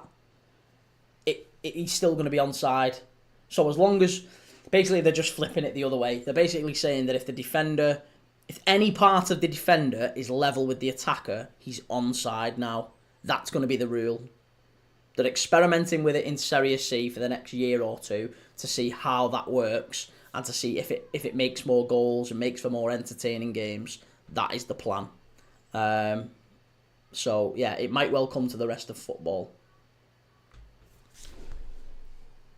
Eliora, a sin bin just sounds so childish. Gives me primary vibes. Do you not think it'd be, like, exciting, though, as well, in the sense that... Imagine if you've got, like, I don't know, Manchester City at home to Everton or Ipswich or some team that's down there at the bottom of the league, right? And they haven't really got a chance going to the Etihad or Anfield. Villa are in here, chance. Well blocked by Spurs. They haven't really got much of a chance going to the Etihad, and maybe it's a lot of City with the ball and them sitting back, and then one of the City players dives, and they get an immediate 10-minute sin bin. All of a sudden, for 10 minutes of that game, the balance of power shifts, and Everton or Ipswich, whoever, have got an advantage that they can go, right, for 10 minutes, we're just going to attack. We're going to throw everything at City. We're going to try and get a goal. It would create chaos in games. It would create absolute chaos in games. You'd get like half-time multi-ball. It'd be like that. It'd be wicked. I think that'd be something to watch. Edward, nah, Kieran, you're wrong about Salah's daughter. She's a Liverpool. I didn't say that about Salah's daughter, Edward. I didn't say that about Salah's daughter. Kieran Baines, do you know where every team starts on the next season's kits? Like 2 months at the end of the season. Do you know where every team starts on? When every team starts on their next season's kits? Oh, do you mean like when they actually start manufacturing them? Sometimes it's like a year in advance, mate. Sometimes they know what the next season's kit's going to be when they release. So they might know what the 2027 kit looks like. Right now, I mean, they might have planned all that out. It's entirely possible, or at least sketched it out. But yeah, they often do know. No, I didn't, Edward. No, I didn't. Help. Sorry. What are we up to? Sam, I thought they were bringing in the other card. Was it blue or orange? Again, I don't know. I had no idea about the card situation. I just think that would be a smart choice. Sam helps fans to understand what the decision is. So many times fans in the stadium are left in the dark.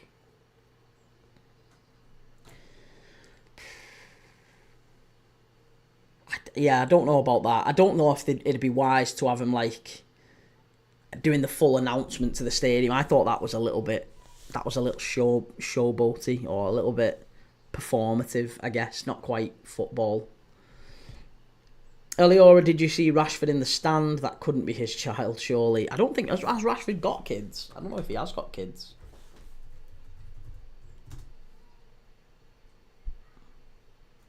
I'm almost certain Marcus Rashford doesn't have kids.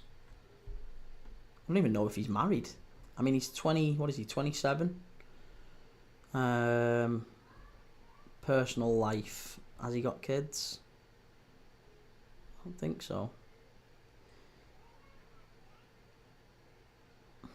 No, he hasn't got kids. So no, I don't. It might be a family member. It might be a, I don't know, competition winner. Could be anything.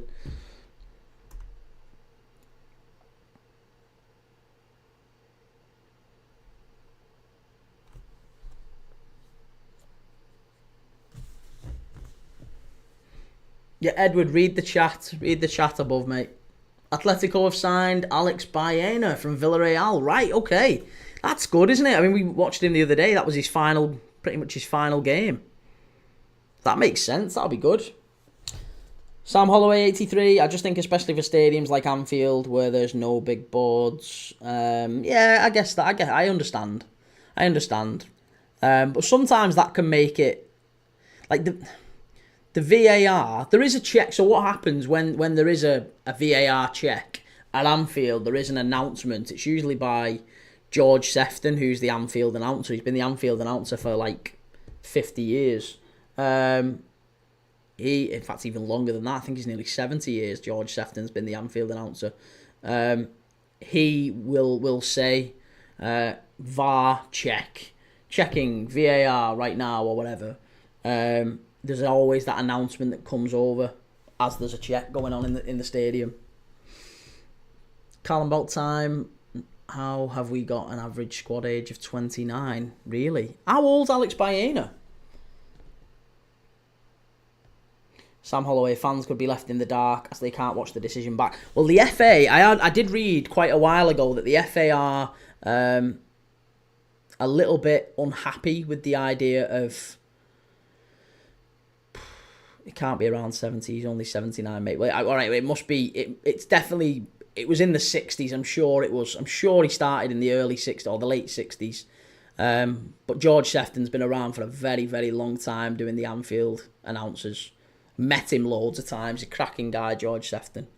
But yeah, what was I saying? The FA. Yeah, the FA. The FA aren't keen with clubs playing the game or playing replays on the big scoreboards, on like having big almost tellies inside the stadium. Do you know what I mean? They're not happy with them because there's been a few games where players have pointed out to the referee that the decision was wrong because the players on the pitch have seen the decision, and it's kind of like a violation of the rules of the game in many ways. It happened, funnily enough, it happened Liverpool against West Ham. I think it might have been before VAR came in.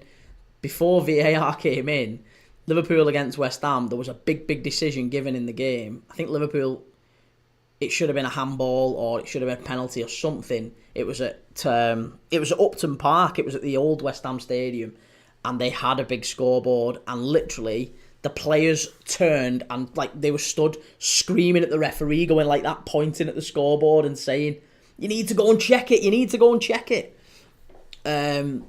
So yeah, I know that there's been a directive from the FA and the Premier League to say, be very mindful of how you broadcast live images around the stadium, around the pitch, because it can be a violation of the game's laws and regulations. Just found it for you. 71 he started. Okay, 71. So what, it's 50, 55 years? Some going, that. Eliora, has he seen many of Liverpool players? I'm guessing throughout generation. Well, yeah, I mean, Christ, when George Sefton started, Bill Shankly, I think, was still Liverpool manager. He's seen Shankly come and go, Paisley. He's seen Fagan, Dalglish, Souness. He saw the Hillsborough and Heysel disasters. He saw all of the Champions League wins in the 70s and 80s. All of the successful Liverpool sides, some fantastic players, and then you ask him to name his greatest Liverpool all-time 11, and then when you speak to people like George Sefton, I mean, he's seen them all. He has seen them all. So when he names his Liverpool all-time 11, it's like, okay, fine, you've seen it. You've been around the block. Yusuf, welcome back. I don't understand why the starting 11 play against Chelsea. I know, mate. I've just seen that. We was talking about that earlier. I don't understand why he's gone with such a strong starting 11 at Man United. I really don't. I really, really don't.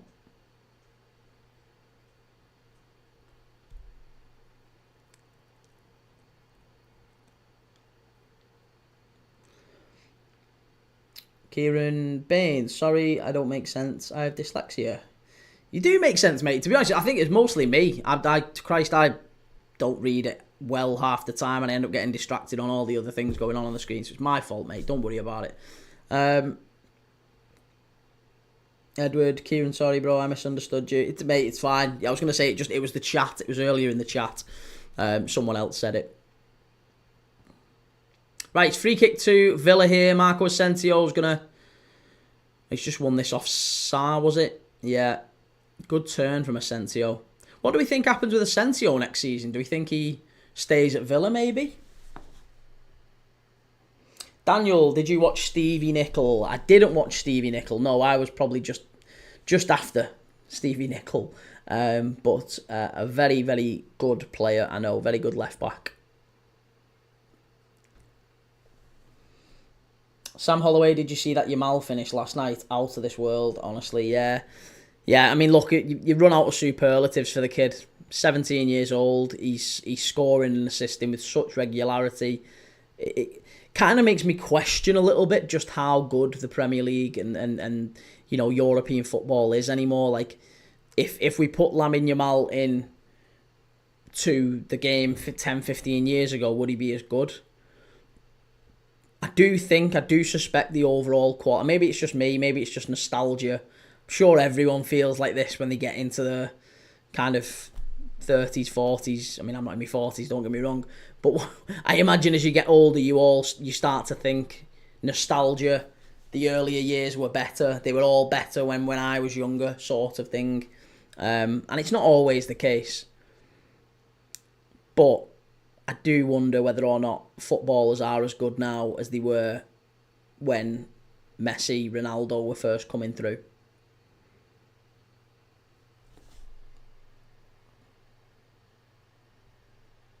Sam Holloway got to stay at Villa. Great season for him and very good game time. Yeah, but there's no obligation, is there? There's no obligation, and apparently it's not set that he will be converted to a permanent deal. So it's the same with Rashford. I'm really keen to see what happens with Rashford. Because the guy's on 325k a week. He's got a very big decision to make, Rashford. Does he want the 325k a week at Manchester United, or is he willing to maybe... And that's going to be a deal he and his agents are going to have to strike with whoever the buying club are, whether it's Villa or someone else. Apparently, Manchester United, it's come out today that Manchester United believe Marcus Rashford will be going elsewhere. They believe he'll be going to a team in Europe, not actually to Aston Villa. They've tried to sign him to Saudi, or sell him to Saudi, sorry, because they know that Saudi Arabia will pay his wages. They'll take his contract on, and they'll be happy to pay 40 million or whatever it is plus for Marcus Rashford. Marcus Rashford has made it clear he doesn't want to go to Saudi. He wants to stay in Europe to fight for his England place and all that sort of thing. Again, this is very much alleged. So if that is indeed true and he doesn't stay at Villa and he goes to a Juventus or a Dortmund or somewhere like that, or an Atleti maybe, another one that's been linked to him, they're not going to pay him 325 a week. They might pay 40 million for him, but only if he accepts like a 150 a week contract. And then it's between United and Rashford, isn't it? Does Rashford say to United, all right, fine, I'll leave. I will leave, but I want you to pay the remainder, the surplus of my wages that you owe me until the end of my contract with you in 2028. KC, United won't take him back. They have to. He's their player. He's their player. He's got a contract with them for another 3 years on £325,000 a week. He isn't going to give that up lightly. He is not going to give that up lightly. Daniel Lamal has 8 league goals. KC, he would get clapped. Sam Holloway, I know quite a lot of fans don't think he would have even made the Barca bench years back. There was some fabulous... I mean, yeah, you know, you look at Pedro. Pedro was a very good player. I know he went to Chelsea and maybe... I thought he was all right at Chelsea, but Pedro for Barca was very, very good. There's a lot of good players in those Barca players' early years. Daniel, footballers today are athletes first and footballers second. I couldn't agree more with that statement, Daniel. Couldn't agree more. Razine, how you doing, mate? Good to see you, Razine. Excited for the game. 5-3 for Chelsea. Still can't get over yesterday's La Liga win. Let's go. I don't know if it'll be 5-3 tonight. We're nearly to half time here. We're 3 minutes away from kickoff in the Manchester United v Chelsea v Man United game. So if you are sticking around with us to watch that, by the way, we are going to change the scoreboard and change all that. It's just been a pretty dull first half here. There's not been much going on. KC, United won't take him back. Daniel, Rashford would receive a reduction in sponsorship if he doesn't move to a big club. But yeah, there is that. But, first and foremost, I'm sure his priority will be making sure that he keeps his £325,000 a week wages. His sponsorship will be a drop in the ocean if he ends up going to a lesser team and on lesser wages. You know, there's a part of me that thinks actually he might be tempted to go to United and just say, I'll stay. He might call the bluff. He might say, I'll stay. I'm fine. I'll stay here. I'll fight for my place. I'll stay. No problem. And then United, they'll panic United. They'll panic. They'll have to get something for him. Jackson, YJB, what's the best team of the 24-25 season? PSG, you'd have to say, wouldn't you? PSG are probably the best team at this moment in time. They're on course for a treble. So, PSG, yeah. Kean Groves, Rashford is bad. Yusuf, I think Amorim doesn't want to lose the RETM. What's the RETM? Eliora could never see Marcus going to Saudi Arabia, just loves his lifestyle. Ain't happening in Saudi Arabia. Daniel, who wins the Ballon d'Or this year? It's a big question. Salah, Lamine Yamal. I think they're the two, maybe Dembele. They're probably the three that it could go to. I think the journalists would love to give it to Lamine Yamal. They would absolutely love to give it to Lamine Yamal. However, I don't think they can justify giving it to Lamine Yamal based off him being only 17. He's not had the consistency of Mo Salah. He's still very, very... I know he's won, the European Championships. He's had big moments. So, yeah, I think the journalists are desperate to give it to Lamine Yamal. And if we do see it given to Lamine Yamal, they'll get the new poster child, won't they? The new star that they can put on adverts globally. The new kid on the block that will dominate EAFC covers and advertising hoardings around the world. The new Messi, the new Ronaldo, Lamine Yamal. They would love to give it to him. They'd love to give it to him. But we all know that Lamine Yamal isn't the best player in the world right now. For me, right now, it's Mo Salah. Mo Salah has most assists, most goals, most chances created. He's playing in a team that is arguably the best in the world, or certainly one of, top three. Top three, you would argue. Or even top 5 if you're super biased. But I do think Mo Salah's one to watch. And given that he's African as well, I think that will make a difference, because we've not seen an African win the Ballon d'Or for a while. So PR, journalism, marketing, the first African to win the Ballon d'Or in many, many years. Again, I think that would be a big thing for him. He's been consistent for such a long time. I do think he deserves it. But again, I don't often think, maybe it's me being a cynic, I don't think the Ballon d'Or is often made based on what people actually think has the very, very best player. I just often think it's made based on this guy thinks he'll make more money if we have him as the poster child. Right, we're off here on Chelsea and United. Let's change over. Half time, Villa Spurs 0-0. Let's change over to Manchester United and Chelsea. Let's change the scoreboard now, because we're going to stick with this all along now. Chelsea, Man United.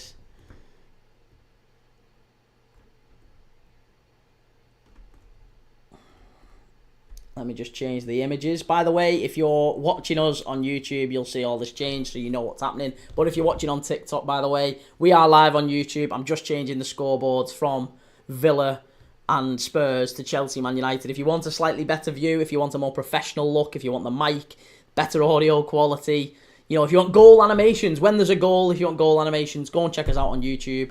It does help the channel as well, by the way. It really does help the channel. If you want to support us without putting your hand in your pocket, if you just want to do something nice, it would mean an awful lot if you went and had a look on YouTube. Premier League Dad. Here we go. So, Manchester United, they're not in that kit. They're in that kit. And it's white. There we go. So we need to change that to that, and that to that. Right, there you go. Sorted.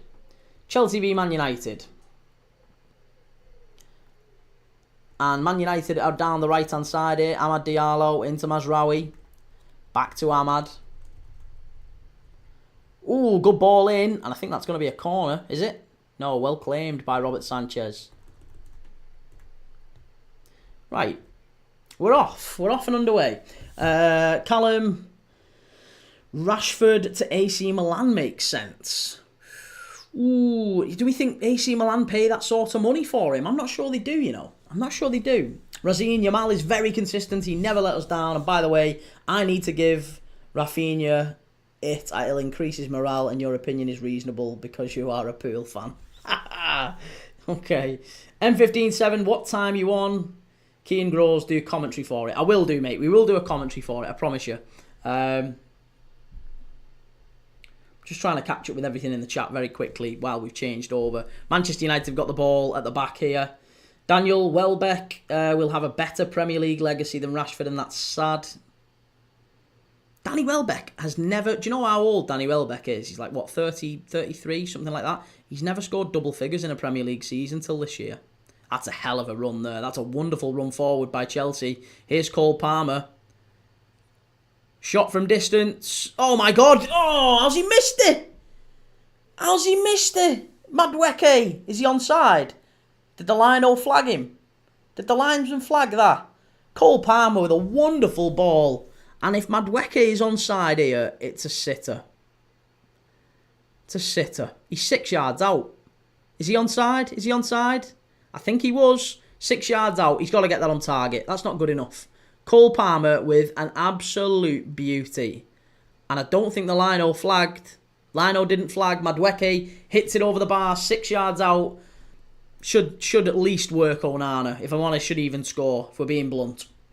Joe Stowe, got to be Dan Burn for Ballon d'Or. I think Yamal is the best and most exciting player as of this moment. Yeah, look, I like Lamine Yamal. I do like him. Louis, come on Chelsea. Kean Groves, Man U on top. Prediction for this, Callum. I think 2-1 Chelsea. Sam Holloway, do you think Wirtz ends up at Bayern, City or Liverpool? I think Bayern, yeah. Bayern haven't signed anyone really from Leverkusen in like 22 years. The last time that Bayern and Leverkusen, they've got a bit of bad blood between them. The last time Bayern really took anyone from Leverkusen was in, I think, 2002, 2003. They just knocked Liverpool out of the Champions League, and Bayern, basically within the space of 12 months, took Bayer Leverkusen's 3 best players off them. They went and got Lucio, Ziriberto and Michael Ballack. They went and pinched all 3 of them. And since then, it feels like Leverkusen have gone, we ain't selling you anyone for any amount of money. Here's Dorgu on the left-hand side. Passes it out to Bruno Fernandes. Casemiro knocking it about quite nice there. Daniel, well claimed by Robert Sanchez. The first time that's been said this season. I actually thought Robert Sanchez had a really good game against Everton, you know. I did think he was quite a good...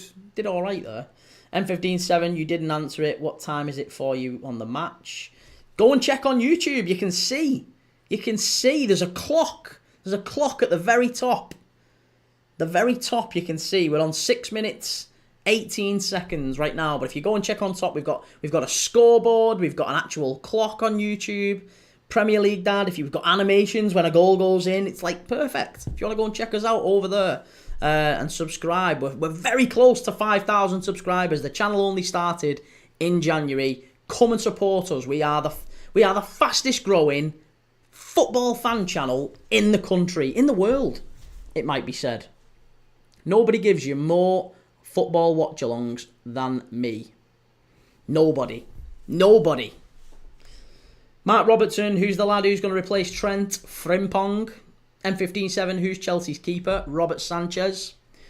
Daniel, Welbeck is the ultimate professional. If Rashford had the same drive, he'd be world class. I agree with that, Daniel. Sad, really, isn't it, that Welbeck ever had to leave?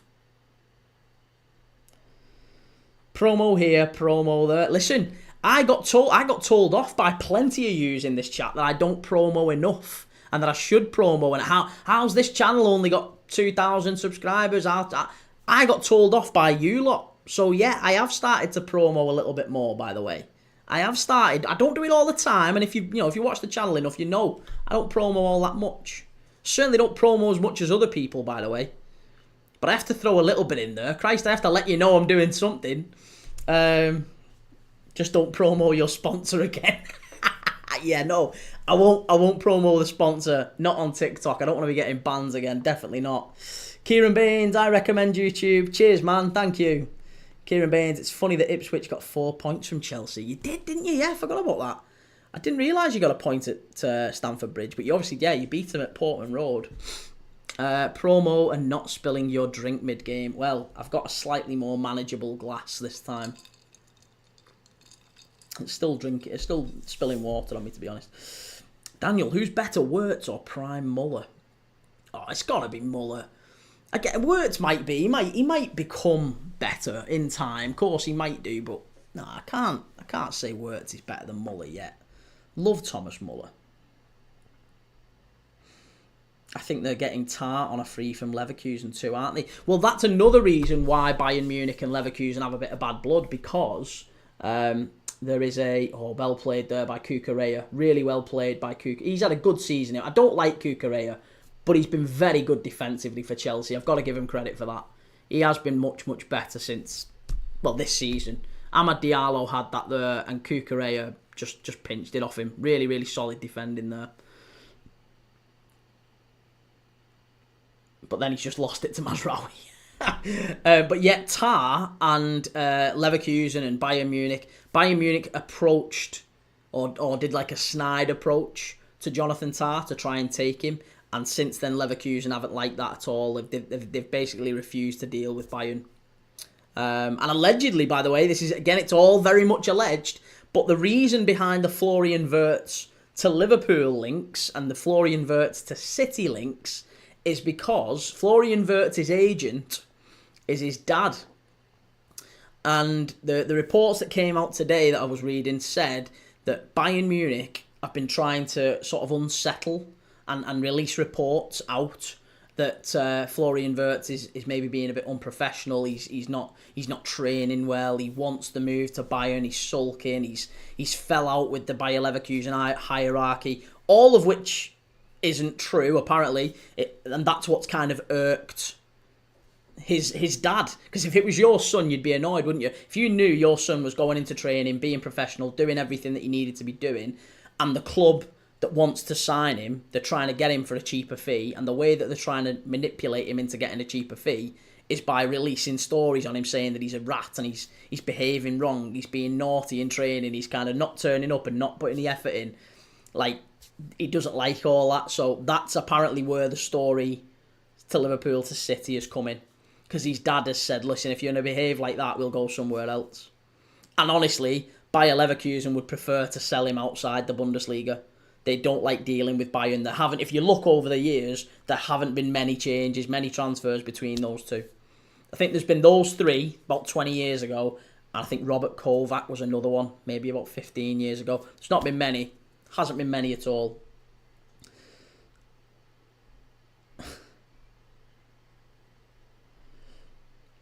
Sam Holloway could have had 6, 2-0 up, weren't they? Yeah, they were. Kean Groves, is Garnacho and Onana going to leave? I think Garnacho will, yes, because financially Manchester United need to gain from him, don't they? I don't think he plays enough. If I'm honest, I don't think Amorim likes him. I personally think Garnacho is one of United's, if not United's best attacking player. Maybe after Bruno Fernandes. I think Garnacho's a very, very talented young player, but I'm not sure he fits Amorim's system. And because he's come through the United Academy, or, well, he's not, I know he was signed from Atletico, but you know what I mean? He counts as a homegrown player for United. If they sign him, or if they sell him for big money, then it goes straight onto United's top line as like lots of heavy profit. They don't have to, discount a fee or any sort of that thing. So, yeah, they want to sell Garnacho. I think if they could, they'd sell Mainu. I think Mainu's one they've looked at selling as well. There was big talk. David Ornstein did a story not that long ago on Man United selling Kobbie Mainu, and Chelsea were interested. So, it wouldn't be surprising if Garnacho and Mainu went, because both of those transfers would massively help Man United's PSR. And it would give them more money to play with. As opposed to selling, Casemiro, Fernandes, Ugarte, those sorts of players. Daniel, could you imagine 10 years ago Muller going for 100 million? Shows the state of top level talent. Yeah, that's it. That is true. But then again, I mean, look, mate, that's the same with like Dominic Solanke. I like Dominic Solanke, but he's not £60 million worth of player, is he? He's just not. He's just not £60 million worth of player. And Anthony, 80 million. Harry Maguire, 80 million. These were all... I still think Harry Maguire is a decent player. We can see at Betis that Anthony is a decent player. They're not 80 million quid. I never thought Paul Pogba was 100 million. In many ways, Man United have got to take a lot of responsibility for inflating the market, haven't they, over the years? Lukaku, they paid 80 million for as well. That was shocking.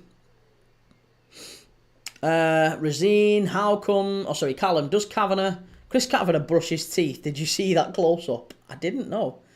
Razina, Lavia is the most underrated player in the entire Chelsea squad. Lavia's good, yeah, he is good. I still think he would regret that move not to come to Liverpool, though. He hasn't really got an awful lot of joy since he's gone to Chelsea. Razine, Kieran Baines, would you see Jared Bowen fitting in a Liverpool squad? Would I see Jared Bowen? Yeah, I would. Yeah, I think Jared Bowen's a good player. Jurgen Klopp once said that Jared Bowen was his favourite non-Liverpool player, didn't he? So yeah, I think Jared Bowen would be a fantastic signing, but I think he's at that age now where he's probably not going to be moving for big money. And West Ham would only accept big money, wouldn't they? They would only accept big money.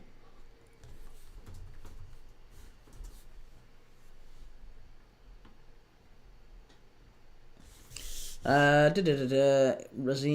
Oh, so in your opinion, who is the best register in modern football? Register, God. See, honestly, mate, all of these, I'm a little bit I mean, I know what a register is. Like, your Thiagos and players like that, yeah, you know, your low-level players, low as in sitting deeper in the pitch, Rodri's, etc. I don't do the whole footy manager, register, Trek Artista. I don't do all that. That's not really me, mate. Centre mid, CDM. Oh, United have scored. It's 1-0. And is it Victor Lind? It's Harry Maguire. It's Harry Maguire. It's 1-0 United. Oh my God. Harry Maguire. Harry Maguire. It's just a ball into the box. It's a nothing ball into the box, and Harry Maguire stayed forward from the free kick. Oh, it's 1-0 United, and Chelsea are having a bit of a conference. Forget the Conference League. They're having a bit of a conference in the middle of the pitch. All the players have come together here to just say, what the hell's going on? Maguire stayed forward. Is he onside? Oh, there might be a check here. I think he might be off. I think he might be offside. It's a great finish. That's a great finish for a centre-back. Who was it who puts the cross in? Is it Mazraoui or Fernandez? It's Mazraoui, I think. It's a great finish. On the half volley, side netting. It's smack bang on the penalty spot. Robert Sanchez, no chance. And Rasmus Højlund's running behind Harry Maguire, just looking at him in just admiration. Just looking at him and going, can you teach me how to finish? There you go. Ruben Amorim's looking and going, might be offside. I think he knows there's going to be a check. There is a check here. Hang on. There is a check. I mean, it's not a monitor check, but there is a check. I promise you it's coming. It is coming, and I think the referee's going to give one of them. He's going to give an offside here. Come on. He's off. He's off there. He is off. Come on, I want to rule this out. I want to take the animation off. Is he off? He's offside! Hey! Goal's been ruled out. Thank God for that. Christ. It was a great finish, though. It was a great finish, that. Really good finish. Offside. Sam Holloway, I would love Wirtz in the Prem, but I would not love Wirtz at City or Liverpool. Again, I like Florian Wirtz. Very, very good player. But I don't know if he's... I have my doubts that he could convert to being the player that he's been at Bayer Leverkusen. I have my doubts whether he could be that in the Premier League. And it's the same really with Frimpong. It is the same with Frimpong. I've been quite clear all along that if I was the Liverpool manager, I probably wouldn't. I think Frimpong's a good player, and I think he's the value for money, 30 million quid, whatever it ends up being. Good player. Good value for money signing. You're not going to find many better right backs for 30-40 million quid. But he wouldn't have been the right back that I would have gone with. I'll say that. And it would be the same with Wirtz.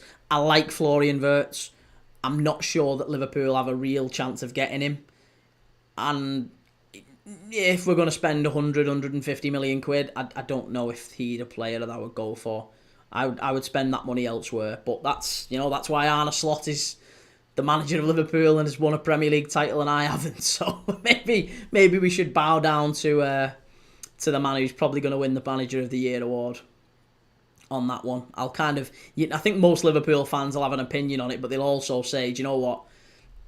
Arne Slot's earned the right to make the decision on that one. If he wants him, then you can have him, mate. No problem. We'll back you. It's come to the point, right? It's come to the point with Arne Slot that we love him that much and we respect him and rate his decision making that much, that Liverpool have been strongly linked this week with Christopher Nkunku from Chelsea. Can't get on Chelsea's bench, right?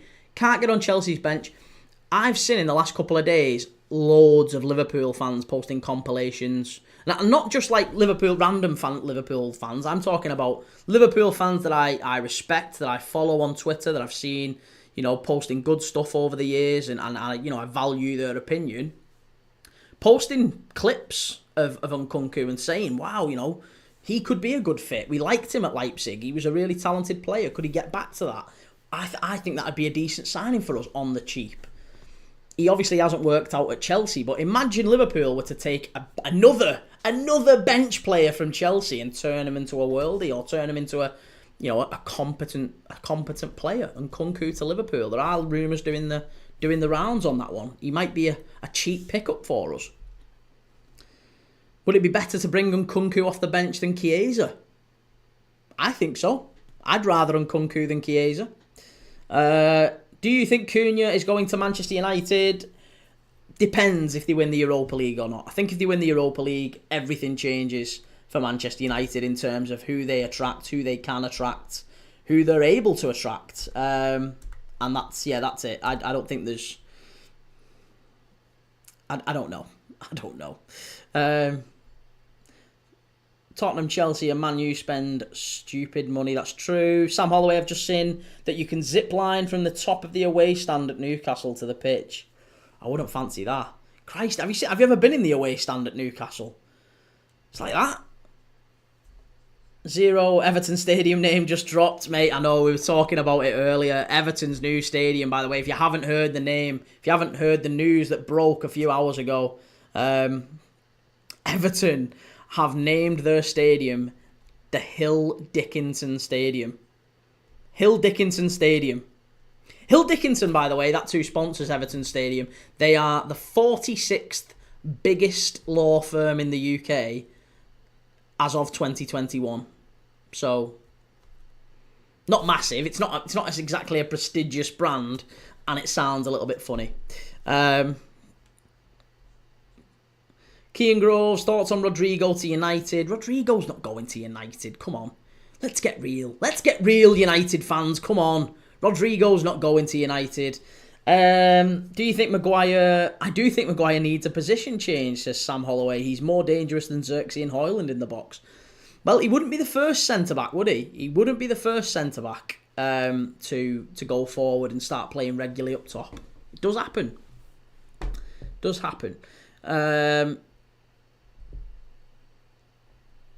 Georgie is goal. Oh, sorry, hang on. Let me catch up. Lily, what team do you support? I support Liverpool, Lily.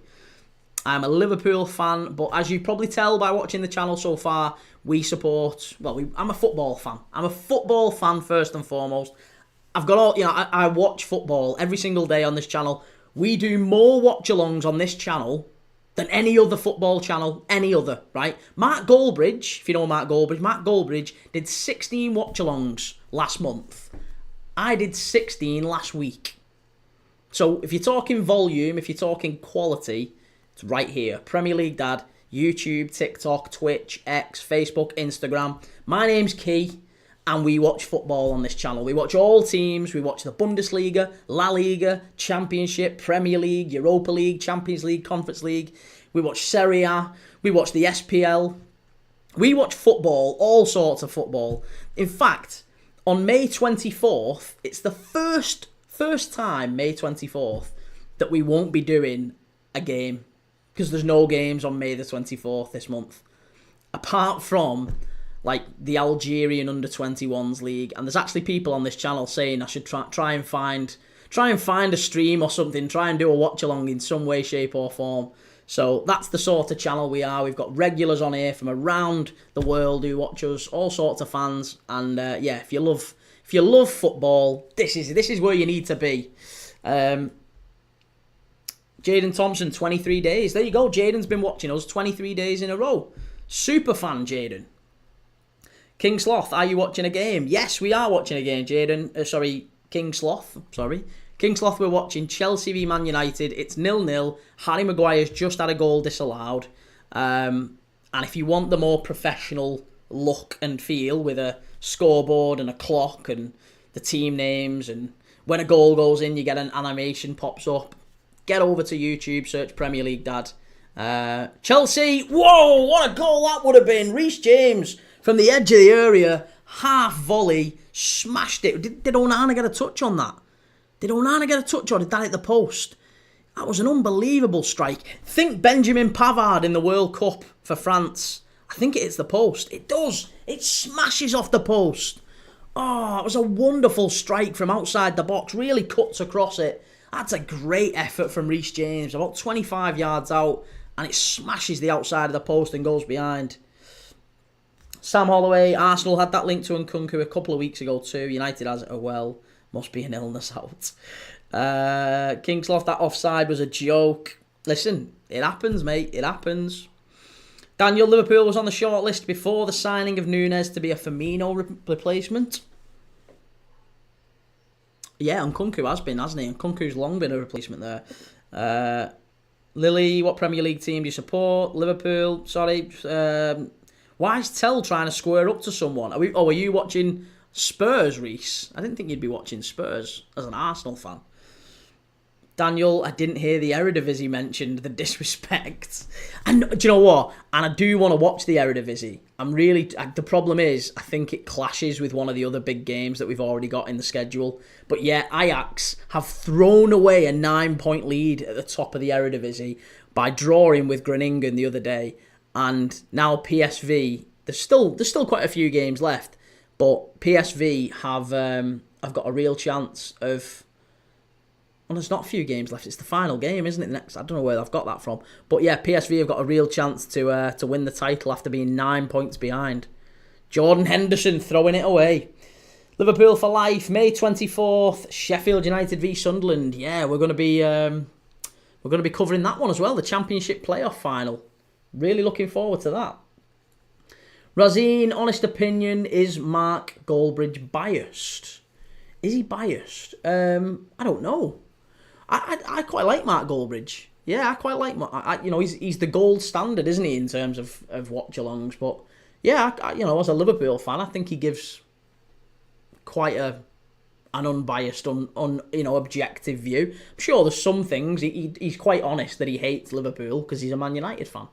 I hate Man United. I'm a Liverpool fan. It's just that that's being honest about your bias, isn't it? So there's nothing wrong with that. You've got to be clear about that.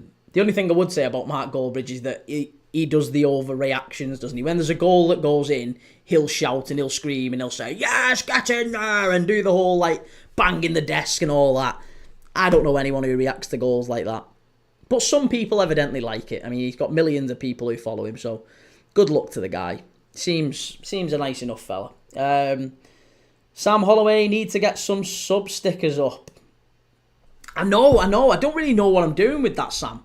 I'll try. Believe me, I'll have a look at it, but I'm trying to get all that sorted.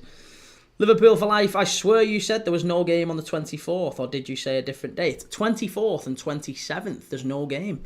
I've really looked. Corner to Chelsea. Cole Palmer with a shot, deflected behind. Reece Crownshaw, Mark Goldbridge used to be biased, now he's very fair. I think he started off, didn't he, really super biased to try and get the views, because that's what you do. Well, it's not what I do, but it's what he did. You get the views by being outrageous and controversial and overreacting and being a bit performative. So he did all that. He got the millions of viewers, and now he's kind of just calmed his views down a little bit, and he actually reacts how he should react, how people actually react when there's a goal. Chelsea with the corner. Chance. Oh, it's gone straight back to the corner taker, actually. Neto gets it in. Chance here at the far post. Shot. There's a handball claim. There's a big handball claim. Is he going to get a penalty? Oh, it's going to be a free kick. Enzo Fernandez is chasing the ref down and saying penalty. And Rasmus Højlund looks guilty. Let's just see. Enzo Fernandez with a shot at goal. Oh, that's a penalty, referee. That is a penalty. It's a shot on goal. It hits Rasmus Højlund. It hits him clear on the hand. And I don't mean like it clips his hand. It hits him full on the palm. That is a penalty. Give us a whole check. There's a penalty there, ref. It's a goal-bound shot that hits his hand. Is he checking it? Is there a check? There has to be a check. Please be a check. Surely there's a check. Have they not given that? Ah, you've got to be kidding me. How's that not a pen? He smashes his hand. Like, it's a goal-bound shot, and it hits him in the hand. It doesn't matter how far away you are. It hits him in the hand. That's got to be a pen. Oh, these referees, honestly. Sam Holloway, I think Goldbridge has quite a weird thing for Arsenal, but I don't mind him compared to others. Lily, who do you want to win, Man U or Chelsea? Chelsea, I would say. Yeah, Chelsea. Joe Stowe, he's only showing passion, mate. Is he? Do you think he's showing passion? Or do you think he's showing a bit of false passion? Because there's passion, and then there's passion that actually gets you views and subs and likes and comments and whatever. If you took Mark Goldbridge to a game, right, and there was no cameras on him, you took Mark Goldbridge to a game, he wouldn't react like that. He wouldn't react like that. He just wouldn't. Do you react like Mark Goldbridge in your living room? If you're a United fan, right? Let's say you're a United fan and Chelsea score now. How do you react? How do you react? Because I know how I react if Liverpool concede a goal. It's usually like this. Like that, right? That's how you react. That's literally how you react 99% of the time. You might get a bit angry if it's a bad goal, but you don't over the top. You don't oversell it. So for me, there's a little bit of a performative element to it, and no problem with that. No problem with that. That's his job at the end of the day, isn't it? Daniel, Championship final will be on the 24th. Time isn't confirmed. Really? Have I got that wrong then? Oh yeah, not the 24th. 27th it must be then. Forget the 24th. It's the 27th. I think it's the 23rd and the 27th. Right, yellow card there for Reece James, is it? Or a yellow for Bruno Fernandes. Who is it? Oh, yeah, it's a yellow for Bruno Fernandes. That was naughty. Studs up tackle on Caicedo. Yeah, that's a naughty one, that. Reece used to have beef with Robbie. Now they do videos together. I think that was probably a little bit manufactured as well, though, wasn't it? Because, again, beef sells, doesn't it? Beef. Well, obviously beef sells, but you know what I mean? If someone's got a bit of a social media war or a bit of a thing, you're more likely to watch him. So, yeah, sometimes the beef is manufactured on social media. 24th playoff final, 27th, Jamaica versus Trinidad and Tobago. Yeah, there you go. We can't miss that. We can't miss Jamaica and Trinidad and Tobago, can we? Can't miss the under-17s Women's European Championship qualifier, Iceland against the Faroe Island. Can't miss that. I don't know how I'm going to create a thumbnail for that. But we'll watch it. Why not? Why not? Sam Holloway, they'll probably say too close. Lily, who do you want to win? Didn't mean to type twice. Yeah, I want Chelsea to win. Liverpool for life, you saying there's no game on the 24th of May, but a minute ago you said you're going to be watching the playoff final. I think I meant the 23rd, sorry. The 27th and the 23rd, there is no game. I looked at my schedule before, and I think it's those dates, the 23rd and the 27th. Are you going to be watching international games and the Club World Cup? We'll definitely be doing the Club World Cup. Get in! Villa have scored 1-0. Villa have scored. That's good. We want that. We want Chelsea and Villa. Callum, the Tottenham fan, you're nothing special. We lose every week. Nick A13, I bet on them. Do you think Chelsea's scoring 2 goals? No, I don't. I did say 2-1, but the way this game's going, it looks more and more like it's going to be 1-0 either way. Or even 0-0. Daniel, League of Ireland, first v second, and Bundesliga second relegation playoff on the 23rd. Okay, well, we could find... listen, you know me, mate. I will be creative. Let's find a game. Let's find a game. I am happy to search and do some different games, but it might end up being... So we can keep our run going. In an ideal world, I'd do a game every single day in May. At least one game every day in May.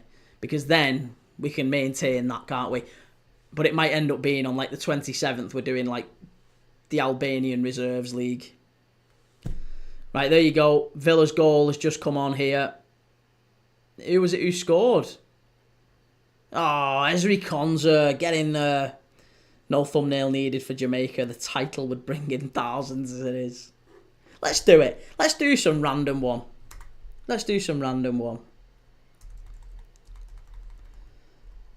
34. Sorry, yeah, clock stopped. I don't know why. Again, it didn't. It's my own fault. Again, apologies. But there you go. We're back on. The clock is working. It's up to date.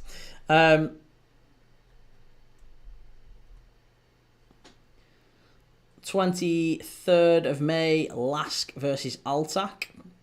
Daniel, you've got it in you to do a stream every day. I mean, I'm obligated at this point, aren't I, Daniel? Let's be honest. I am obligated. Bit of a letdown if I don't. So yeah, I'm game. I'm game. Jamaica versus Trinidad will be played in England. Will it really? Okay. All right. Well, you're cool. Let's do it. Let's do it. I am absolutely game to do some mad end of the season games, and we'll just do it as a live to watch. Why not? Let's do it.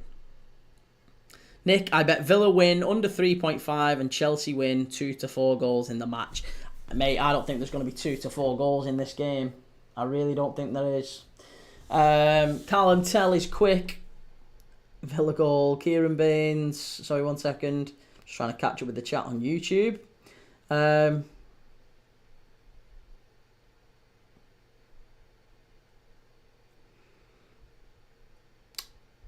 Finley Matthews, May 24th is the playoff final. Yeah, sorry, mate. It's my fault. I said 24th. I think I meant the Friday. I think I meant next Friday, the 23rd. There didn't seem to be any games scheduled, but I haven't checked. Chelsea in the box. Good save by Onana. It didn't look like there was any game scheduled, but I'll have to look at it again. We'll have to pick a random game. Like, again, there's people suggesting the Austrian League, or maybe Jamaica v Trinidad. We might have to do something like that. But I'm game. Let's do it. Razine, Goldbridge is more on United stand and that's football. He do regular preview and countdowns. I know, and to be honest, mate, I want to start doing them as well. But you've got to remember, Goldbridge has got like a full team of people working for him now. He's got people doing his thumbnails, people doing his camera and lighting and his setup, and people doing his whole, the PR, the marketing, the polls and all that. It's so difficult to run all those things when it's just you. So I can't do as many as perhaps I'd like to. But I'm committing to at least one stream every single day. And I've done that. We've done that for over 2 months now. Edward, what games are on tomorrow? Tomorrow, go and check. If you go and have a look on YouTube, you can see the full schedule. You can see, click on YouTube and then the live section. You can see all the games that we've got. But I can't remember. There's 4 tomorrow. There is 4 we're doing tomorrow. 1 second. Right. Geordie Rob, was Man United a goal offside and should it be 1-0 or still 0-0? No, it should still be 0-0. He was offside. It was tight. It was very, very tight, but it is still 0-0.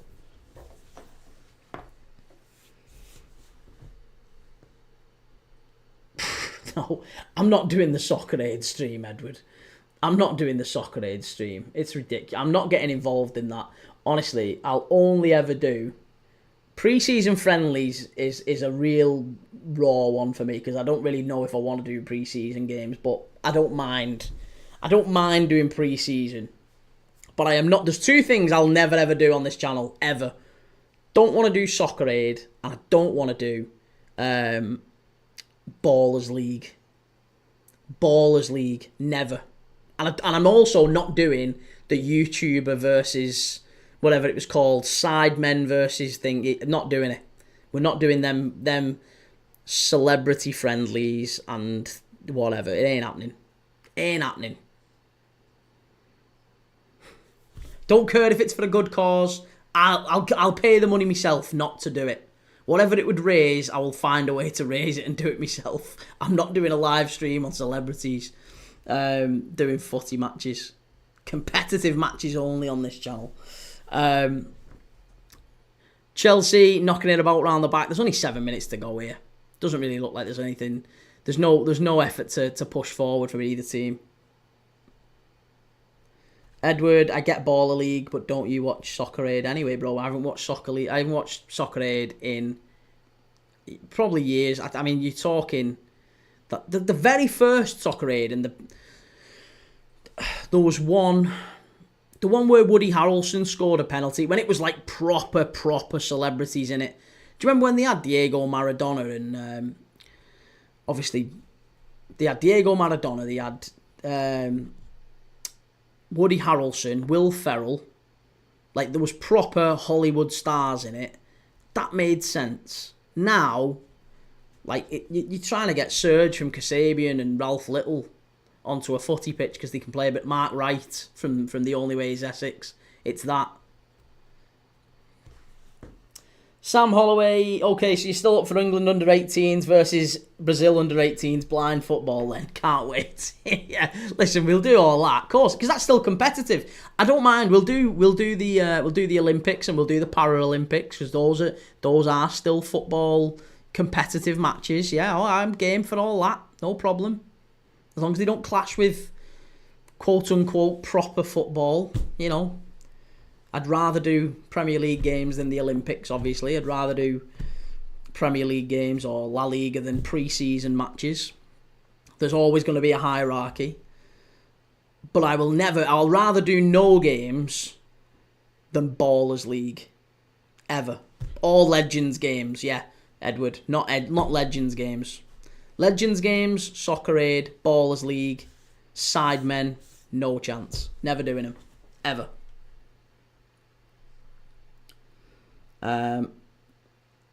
What's your opinion on Lamine Yamal? Cracking player. Not sure if he would be as good if we were playing 10, 15 years ago.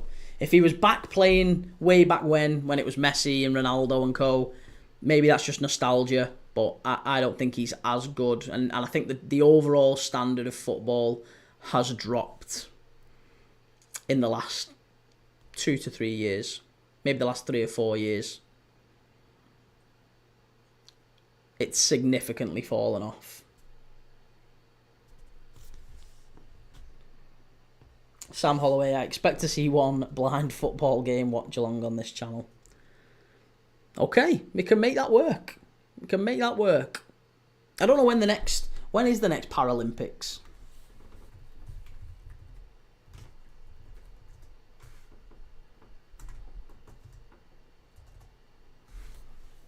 Oh, it was last year, wasn't it? So it'll be 2028. It's Los Angeles. There you go. Los Angeles Summer Paralympics 2028. That's the next one. So if the channel's still going in 2028, you've got a deal. I will absolutely showcase it. Alright, Dorgu's gone down injured here. Be a real shame if he had to go off injured. Before anyone starts, that wasn't a serious thing. I'm just saying, you know, they've played a strong team before a big final, 5 days before a big final. It would be a little bit reckless of Ruben Amorim, and if they were to get 1 or 2 players injured, kind of reap what you sow a little bit.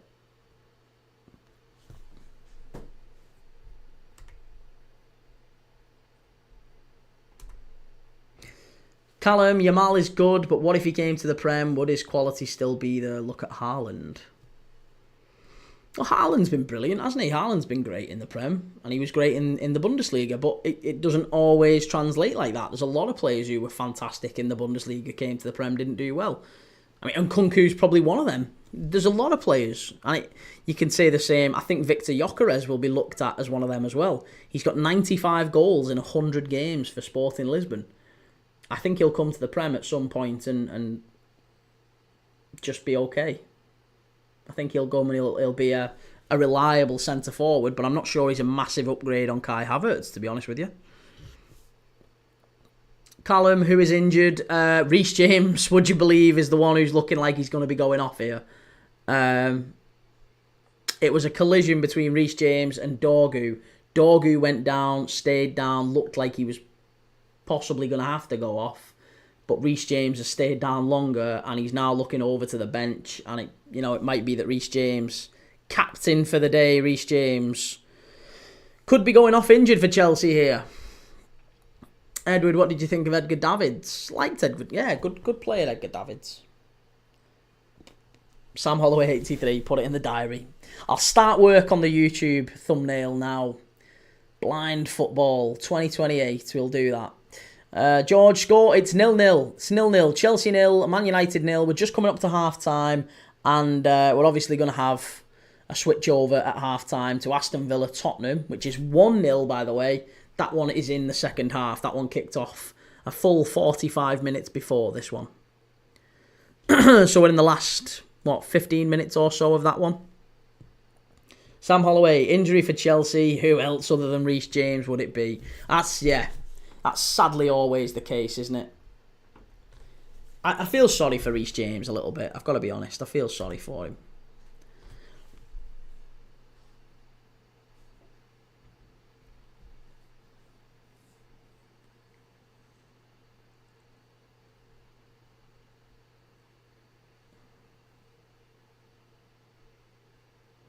Prime Reece James or Trent? Ooh, prime Reece James or Trent? Prime Reece James or Trent? Trent. I don't think that's really ever been in question, to be honest. Shot from Chelsea. Wow! Oh, good save. And he's missed it anyway. Who was that? Enzo Fernandez. Oh, it was a great shot from the edge of the area. I really thought that was going in the top corner, but Onana made a very good save. He parried it. And Enzo Fernandez, I'm pretty sure he would have been offside anyway. Yeah, he'd have been offside. If he'd have got it in, he'd have been offside. But he tapped it over the bar. Kean Groves, what's the score? It's 0-0. How long do you think it'll be till Frimpong is announced? Says Liverpool for life. Probably in the next couple of days. Yeah, next couple of days. Not that long. We've got 5 minutes of added on time here at Stamford Bridge. Do you think that Cunha will go to Manchester United? No.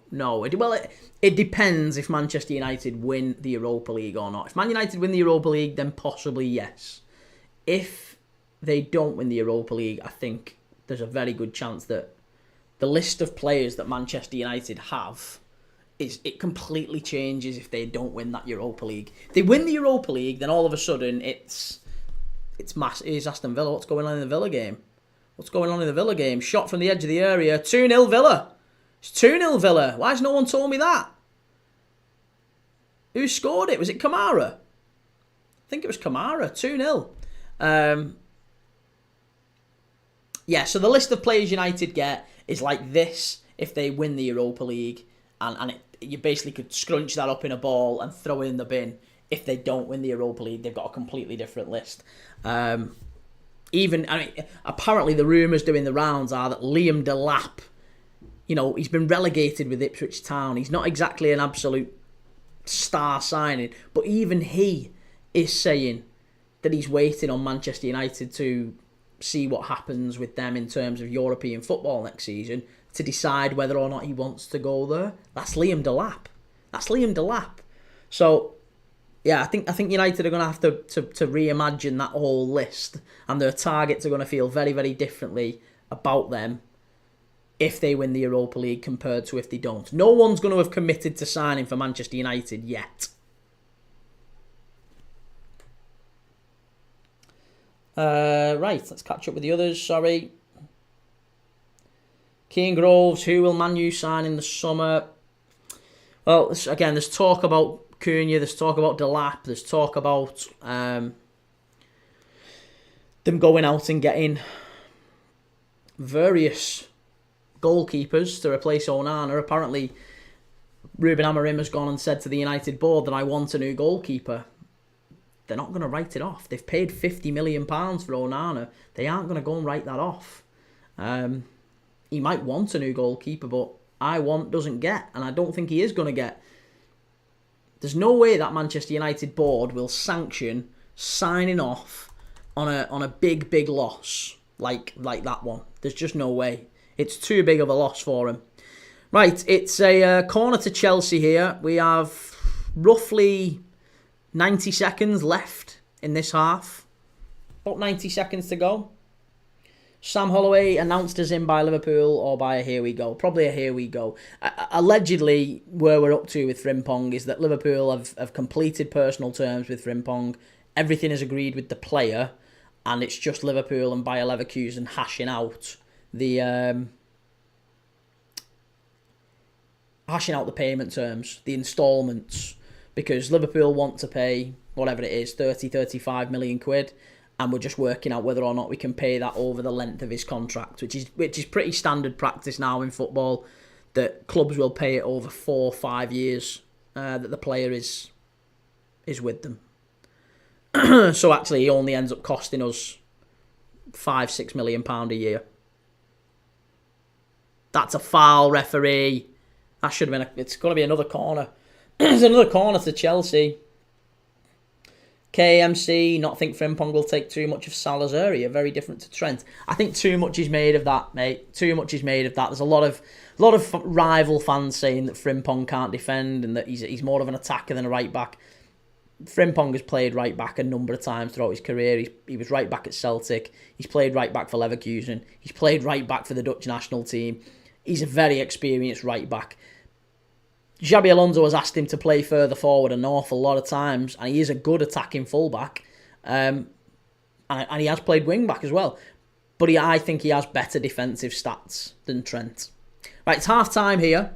It's half time here at Stamford Bridge. It's 0-0. We've had Harry Maguire's goal ruled out for offside. Let's just put Spurs and Aston Villa back on for the last 15 minutes. Spurs pushing forward in that one. Cross to the far post. Nothing doing. Right, Aston Villa 2, Boubacar Kamara. Sam Holloway, I could see Delap go to Villa. Yes, I could see Delap go to Villa too. That'd be a good one, wouldn't it? Especially if Ollie Watkins leaves. Lots of rumours Ollie Watkins to Arsenal, by the way. That's still floating round. Ollie Watkins to Arsenal. We know he's a big Arsenal fan. We know that was very close to happening in January. It didn't happen for whatever reason. Deal couldn't quite get done between those two clubs. But Watkins is a massive Arsenal fan. It is a dream for him to play for that club. And I think he, his agent, they will move heaven and earth to try and make that happen. And it does seem to me like Villa would be open to selling Ollie Watkins in the summer. He's going to be 30 next year. Or next season, he's going to be 30. So I certainly think that Arsenal will look at him again. And it might not be that Victor Gyökeres is the signing, because Ollie Watkins is Premier League proven, isn't he? He's Premier League ready. Look at the talent we've seen from him so consistently at Aston Villa for many years. Would he be a better call than Victor Gyökeres, do you think? I do. Liverpool for life. A Man United fan that I know said he'd rather Højlund than Delap. I think that's copium. That's what they call major grade copium. Just trying to get over it. There's no way at all. KMC, only 30 mil. Is he on a low contract or something? It's just a release clause that's been built into his Bayer Leverkusen contract. Kian Groves, Liverpool. Don't know why you're saying Liverpool, mate. We're one of the most teams that have had VAR decisions overturned in terms of against us. Think of the Luis Diaz goal against Spurs. We've been, and the Alexis McAllister. Doku studs up on his chest in a title race at Anfield. It's odd that Liverpool get called Liverpool. We're not persecuted by VAR as much, if not more so, than the average team. KMC, Liverpool for life. Wow, director needs sacking. In your opinion, who will win the Champions League final, Europa League, and FA Cup final, including injuries? Champions League final is PSG. Europa League final, Spurs. FA Cup final, City. It's not who I want to win it, by the way. I'd love Palace to win that. And I would love Chelsea, Betis to finish with Betis winning that one as well. But I still think it'll be Chelsea winning the Conference League, City winning the FA Cup. I hope Sunderland win the playoffs, but I think that Sheffield United probably will as well in that one. So, yeah, I'm hoping United don't make that a full house and win the Europa League. It'd be a wonderful night. Be a wonderful live stream if United don't actually win that Europa League, because it'll ruin their season in so many ways. Sam, the Doku decision still shocks me. Did they ever give a PGMOL apology for that? I think we only got an apology for the Diaz one, because they actually decided on the pitch that it was a goal, but due to a miscommunication they didn't give it, and because the ref then played on, he couldn't stop the game and go back. So it was a total cock-up, and there was an apology for that one, but we've not had an apology for pretty much anything else. Just that when they say an apology, it's really difficult for them to come out and give that as a, hands up, we got it wrong. But, if you listen to Dermot Gallagher on Ref Watch on Sky, he's pretty objective, and he gives lots of opinions there where he'll say that, mean, the McAllister and Doku one was so clear cut, wasn't it? So clear cut. Literal stud marks in his chest. Daniel, I switched to YouTube because you said it supports you better. I want you to do well. You're living my dream, and I like to see people do well. I need you to do well so you have money to pay our bets. Cheers, Daniel. You're a good guy. Thanks, mate. Would you like to see Frimpong right wing and Salah as striker? That might be what happens, yeah. There's a good chance that does happen. I wonder. I do wonder. Watkins is an Arsenal and Coventry fan, but the time has passed for his big move. Gyökeres is a world-class player and a complete forward.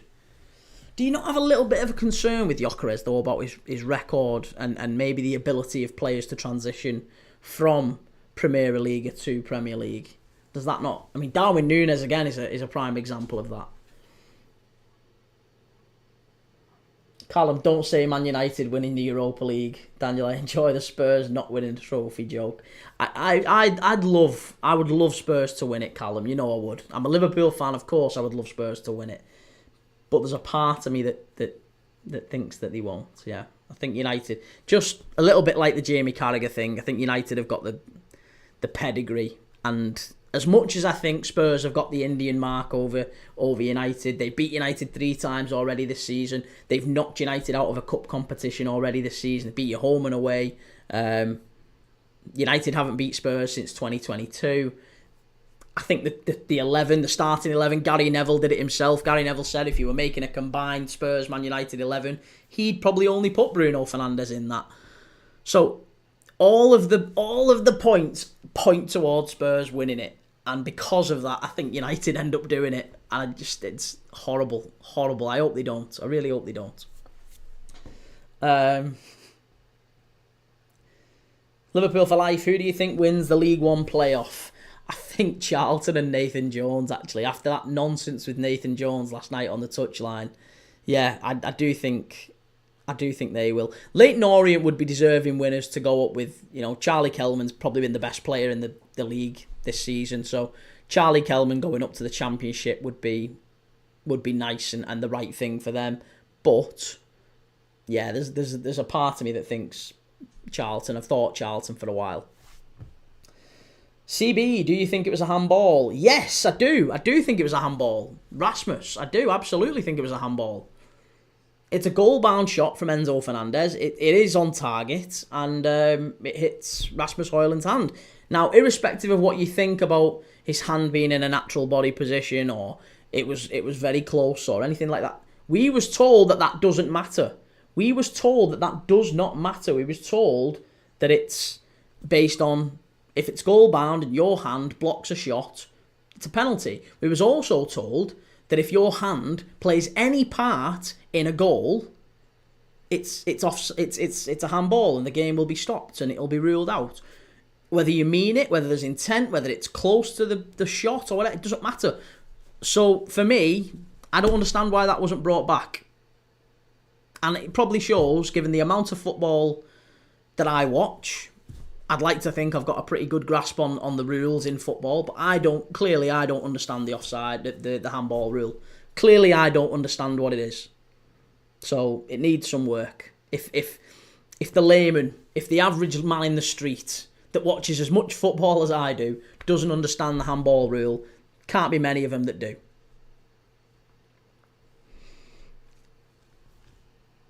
That handball decision from Odegaard last season against us was robbery. Well, it wasn't just that, mate. There was that one, the Odegaard one.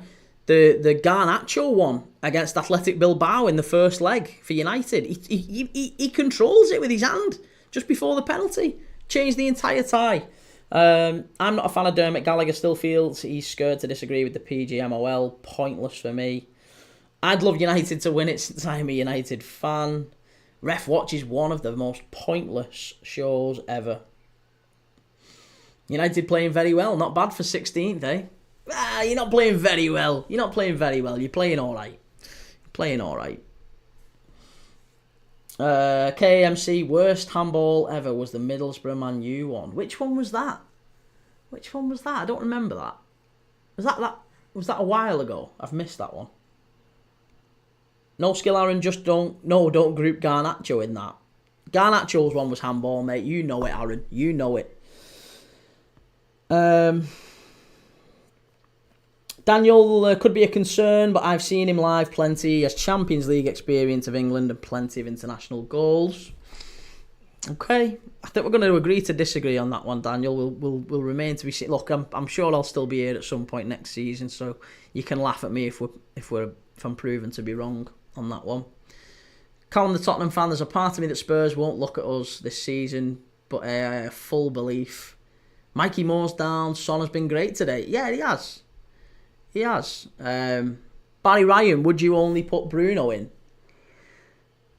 Would I only put Bruno in a combined Manchester United Spurs 11? Well, we did this on the channel the other day. We was talking about it during a live, and if I'm honest, I'm not going to say I decided, but it feels like we collectively decided as a group. I'm putting you guys in this as well, but it feels like we collectively decided that there would only really be Bruno and maybe Mazraoui, maybe as on the right side with the doggy on the left.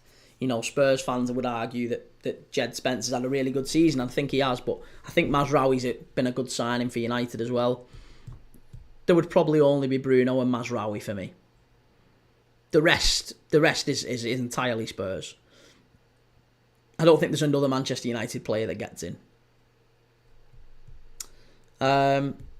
Daniel, was that Tim Pot by Nathan Jones? I think it was forced, wasn't it? It was performative. It was for the cameras. There was a lot of that. It was a little bit Goldbridge, wasn't it? Funnily enough, we've talked about Goldbridge. It was a little bit Goldbridge. Daniel, you're right on the explanation of handball, but the application has changed over the season. It has, and again, maybe that's another thing that they need to get better at. Is pick the handball rule. That's it, and it's consistently that for the season, and give very clear directives for this is what a handball is, and this is what a handball is not as well. By the way. Because there's a lot of instances this season. If we were to look back, and I might do it actually, I might do a video on it where we look back at all of the handball penalties over the course of the season, and we can look at how different they were.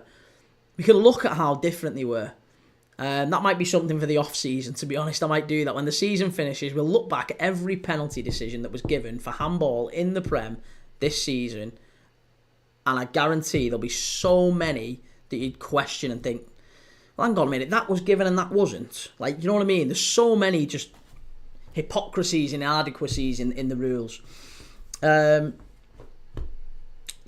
who do you think has been Tottenham's player of the season? Well, again, there's quite a few who'd say Jed Spence. When I speak to Spurs fans, they rave about Jed Spence.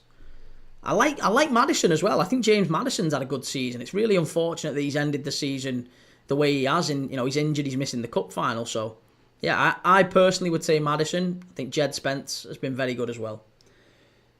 Barry Ryan, Delict. Delict isn't better than Romero or Van der Ven, mate. He isn't. He just isn't. Delict is nowhere near. Van der Ven and Romero, put it this way, as a Liverpool fan, I would take Van der Ven and Romero at Liverpool.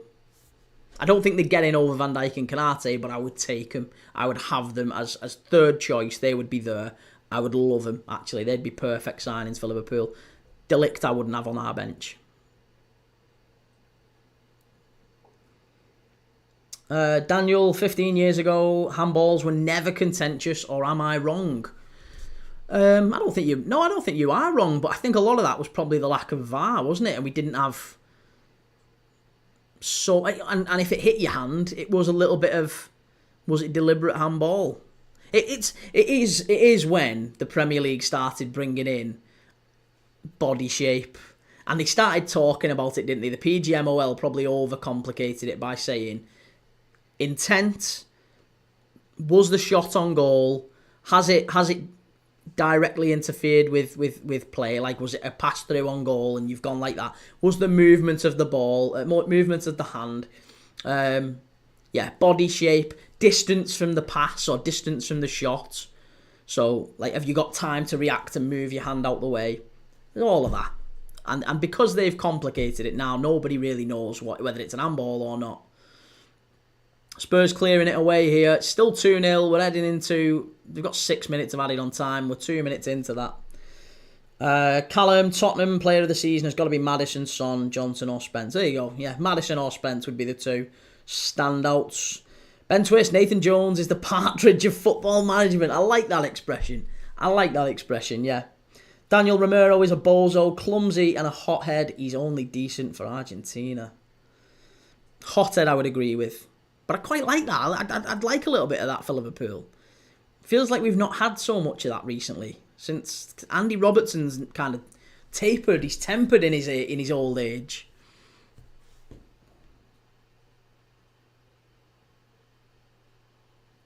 Right, let's catch up with the chat. Sorry, Watmore handballed it and lobbed the keeper and Crooks tapped it in. I don't remember that one. I'll have to have a look for that one. What do you think the half-time subs will be in the Man United-Chelsea game? I think he'll probably take off quite a few if he's smart, and he'd put maybe Fredrickson on. Someone like that, some of the younger players. Right, is United back on yet? We need to just make sure we're not missing United. Right, United are kicking off, so we're going to change back to United now. I don't know what score Spurs and Villa is finishing up, but it is going to be a Villa win. Villa are 2-0 up, so keep me informed if there's any goals in that. But your Chelsea have just kicked off. We're off and underway back at Stamford Bridge. Chelsea poor half, that from us, says Alfie. Who do you reckon wins the Europa final? Spurs. I hope Spurs. I really hope Spurs. I'm rooting for Spurs. All of the form and everything points to Spurs. United haven't beat Spurs in 3 years. Spurs have beat United home and away this season. They knocked them out of the Carabao Cup. Everything suggests Spurs. And I've got a horrible feeling United are going to do it. So I don't know. I'm rooting for Spurs. I'm hoping for Spurs. But I'm really gutted if United do win it. Liverpool for life won't be long and we'll have AI referees. God, don't say that. Sam Holloway, if you had to pick a team from each of the other top leagues, who would they be and why? Oh, to support. Teams from the other top leagues to support. I like Villarreal. I like Fiorentina. Probably Betis, actually, not Villarreal. Betis would be one. Fiorentina would be the other.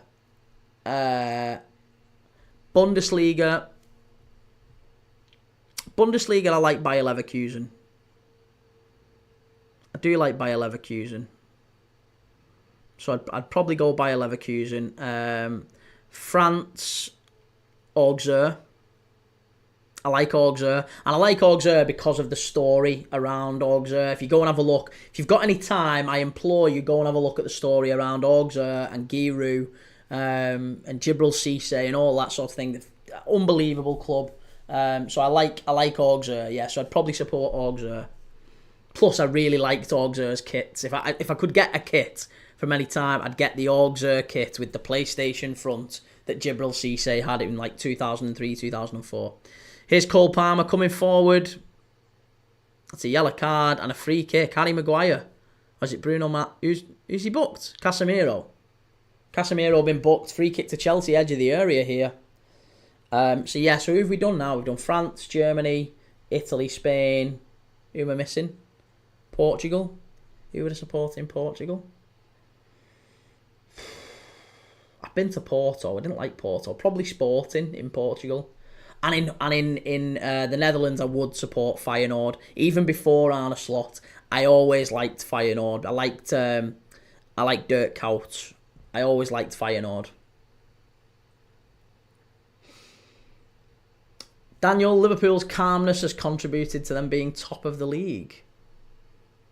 Do you have commentary on? I don't have commentary on, no.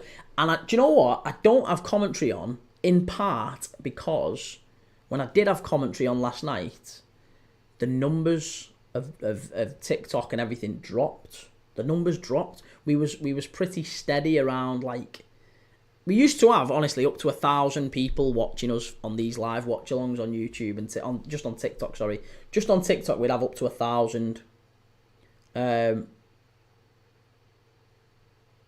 at least a bare minimum of a couple of hundred, 200-300. Now, it's dropped down to like 5-10. So I think I might have been shadow banned on TikTok in the last couple of weeks. And Aaron, I think it was Aaron, suggested that it might in part be because I had the commentary on in the background. and they could hear that, and because they could hear that, it might have been like a copyright thing, and that might have flagged up why it doesn't push it out to people. So I don't know, but I haven't got commentary on. No, that was the long answer to a very simple question. Daniel, with no Champions League dropouts, Europa League winners should have to go through qualifying rounds. I really disagree with that. I think if you win a Europa League, you really should qualify for the Champions League. That feels like a good incentive to me. That feels like the right thing. And if you win a Europa League and you finish in 17th or 16th, like United will do, or Spurs, then you know what? That's just the luck of the draw. You've had a rubbish league season. You've had a great European season. That's just what happens. It happened with Liverpool. We won the Champions League and we finished in 5th. I mean, they did, and as a result, there was a decision for the Premier League to make, because back then the Premier League could only have 4 English teams in the Champions League, and UEFA had to change the whole ruling, because the Premier League were like, well, we can't kick Everton out. We can't kick Everton out. Everton have finished 4th. They've worked hard all season. They've finished 4th. We've got to give Everton a Champions League place. And then Liverpool were like, yeah, but we're the champions of the Champions League. We're the European Cup winners. You can't have the Champions League without the champions in it. So they had to rejig the whole rules and give Liverpool the opportunity to go through from the first playoff round. We ended up playing TNS and all that. Barry, do you think AI will replace everyone's jobs eventually? It's already started, mate. Yeah, already started. I worked in recruitment for many years. That has long since started, believe me. Daniel, Arsenal had 32 merge drops this season. Always conveniently after a defeat as well, weren't they? Ben, I think United will do them. Maddison and Kulu being out isn't good at all. Well, we don't know what's going to happen with Euro as well. It's 5 days to the final. Euro isn't even in the squad tonight. Euro will be a big miss for Man United tonight as well. Ben Twist, can you roughly touch on the Auxerre story? Never heard. It is a long one. It is a long story. I'll be honest, most of the people probably won't be all that engaged with it, but I would say go and have a look. It's a fascinating story. Go and have a look. Auxerre, Giroud, I think his name was. It's a great club. Kean Chambers, KAMC is over. Sure, this Cameron setup is much better. All the TikTok watches be on notice. Well, yeah, I was going to say, I agree. Thank you for saying that. Hopefully more people do migrate over from TikTok to YouTube. As I say, it is a better view on YouTube. We do have much more going on. And when there is a goal, stuff happens. Daniel, they still have the opportunity to qualify for the Champions League, but through a qualifying round. If they're good enough, they'll get through it. That's true. Depends who you get, though. Everton got in the Champions League 3rd qualifying round. They've played Villarreal and they got knocked out, which was not a very nice thing for Everton. Quite funny for us, though. Chelsea fans screaming when Mason touches the ball. I haven't heard that. Chelsea's going to win. Reece Crownshaw, thoughts on the Awoniyi situation? Yeah, it's disappointing for him. But it is a fact of football, isn't it? It's a contact sport. He's gone into the post. I don't think you can be too disappointed with Sian Massey, the lineswoman, for not flagging, because that's the directive from the PGMOL, is to not flag and to let the game continue. So she's done as she's been instructed to. Do I think that's a ridiculous rule, by the way? Yeah. I think if she thinks it's offside, she should have flagged straight away. It's frustrating when there are injuries that come from clear offsides like that, but that's happened many, many times. It's happened many, many times. Awoniyi isn't the first. So I don't think that it's not because she's a lady, it's not because she's a woman. I just don't think you can criticise Sian Massey for that. And yeah, she's doing as she's been told. And I also don't think that you can really criticise the Leicester player. It's just an unfortunate thing that happens in football. He's gone in full-blooded to try and win the ball. He's collided with the post. Phil Babb did it many, many years ago. Lucky Phil Babb was able to have children after that. Omari, Patrick Enthusiast. Good to see you, Omari. Mind your own. Hi-oh, Aston Villa. Good win for Villa, that, isn't it? Liverpool for life. This George kid from Chelsea looks good. Yeah, Tyreek George. Eddie's, the new Arsenal kit is so clean. I haven't seen it as yet. I've seen the new Chelsea home kit. I've seen the new Liverpool home kit. I haven't seen the new Arsenal one just yet. M15-7, United. Well, we've got 40 minutes left here. Are we going to get a goal in this one? Are we going to get something to separate these two teams tonight? Reece Crownshaw, if anything, the Forest medical staff are getting criticised because they said he was okay to play on. I think he wanted to play on, though. You got to remember, mate, he'd only come on as a sub barely 5 minutes before that, and the player was always like, yeah, I'm fine. And, with the best will in the world, a medical staff isn't going to know. Just from he had a sore stomach. He said he had a sore stomach. He actually had a ruptured intestine. They're not going to know that without an MRI scan or a CT scan or something to have a look. They're never going to know he's got a ruptured intestine. They would have never guessed that. He's just collided with a post with some force as well. So it could just have been bruising. It could just have been an impact injury. And he said, I want to play on. So, yeah, they've got to overrule him when they see things like concussion or serious injury. But, I don't think you can blame the medical staff. I don't think you can blame the lino. It's just one of them things, sadly, that happens in football. That would be my opinion anyway. Eddie's, mate, you should do it. Classic red and white. I don't know what you mean, classic red and white. Oh, Arsenal, you mean? I'm not gonna buy an Arsenal kit, mate. There's no way. I've got an Arsenal kit from years ago, before Liverpool were considered title rivals with Arsenal, I guess.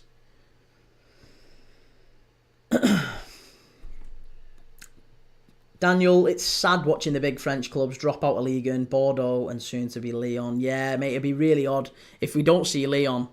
Lyon, I mean, again, that's John Textor, isn't it? John Textor runs Lyon. And he very, very nearly got hold of Everton as well, by the way, didn't he? Doesn't he have shares in Palace still as well, John Textor? Isn't that the same guy? Kean Chambers, it's the Champions League. All champions should compete in it. And we became champions of a league, yeah. Daniel, I remember when Arsenal playing the best Udinese team of all time in a qualifying round. Very stressful. Was that when you say the best Udinese team of all time, would that have been in the Alexis Sanchez days at Udinese? They had some good players, Udinese, didn't they? It would have been who else did they have up front? Yakinta, Vincenzo Yakinta. He was a cracking centre forward, wasn't he? Ben, the manager that was there about 30 odd years. Yeah. But it's not just that. It's not just about him being there 30 odd years. It's about like where the club comes from, the origins and everything. It's really good. Daniel, you can criticise Sham. The bigger the blame lies with the rule. It should be changed. What do you think of a player's version of a kit with a badge costing 145 quid? Well, do you know what, mate? That when I see that, it does just keep me like on a. I miss going to the games. I do miss going to the games. I used to go a lot of games. But there's no way that I'll go, now I've got my little girl, I've got my family. You can't justify it. It's not a working class sport anymore. It's so expensive to watch football, to do the whole buying the kit, going the games. It's a proper... Like when you see people in the chat come in and go, do you go to many games, mate? As if it's some sort of a dig. It's the most Tory shout ever. It's the most Tory shout ever.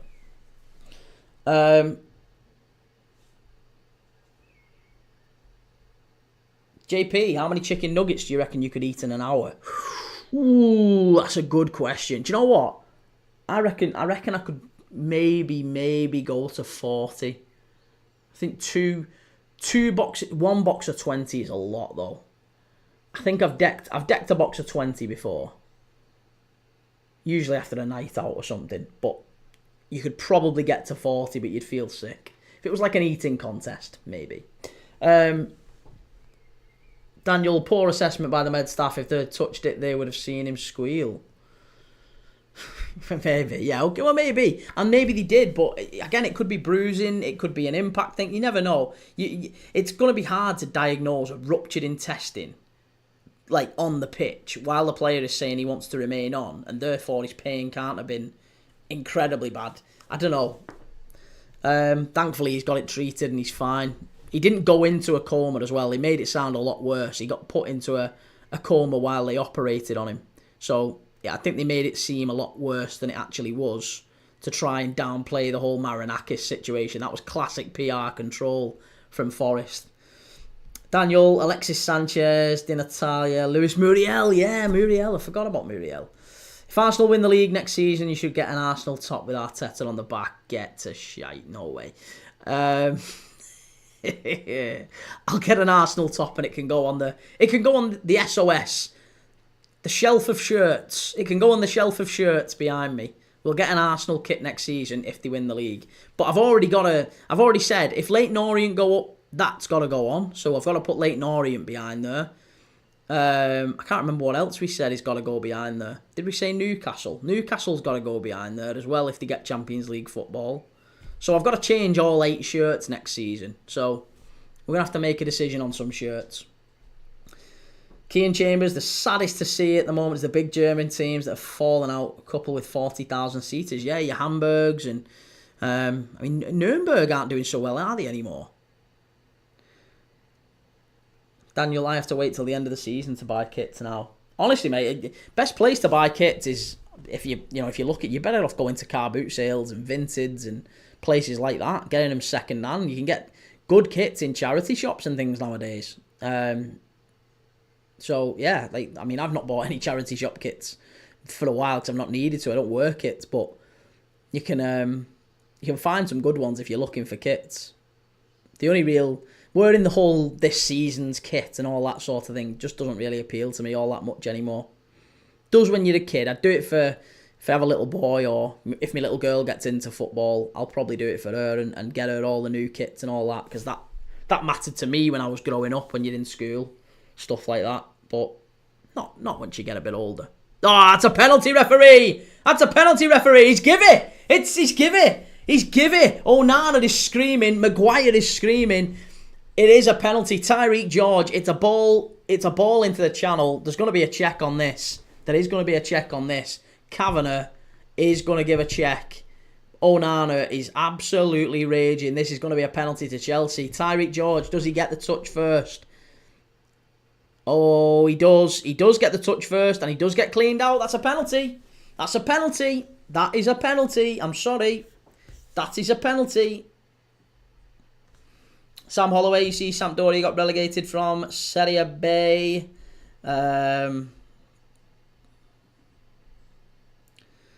Is he going to give this? He's got to give this. He's got to give this. This is a penalty all day. There's going to be a VAR check on it. He gets a touch to the ball. But he does clatter him. He does clatter him. He's touched the player. He's got the player.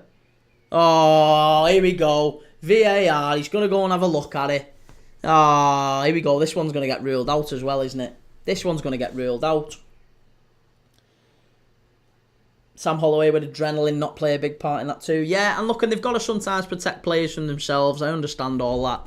But for me, the player's fine. I just don't think it's... I don't think you can criticise the line, or I don't think you can criticise the medical staff.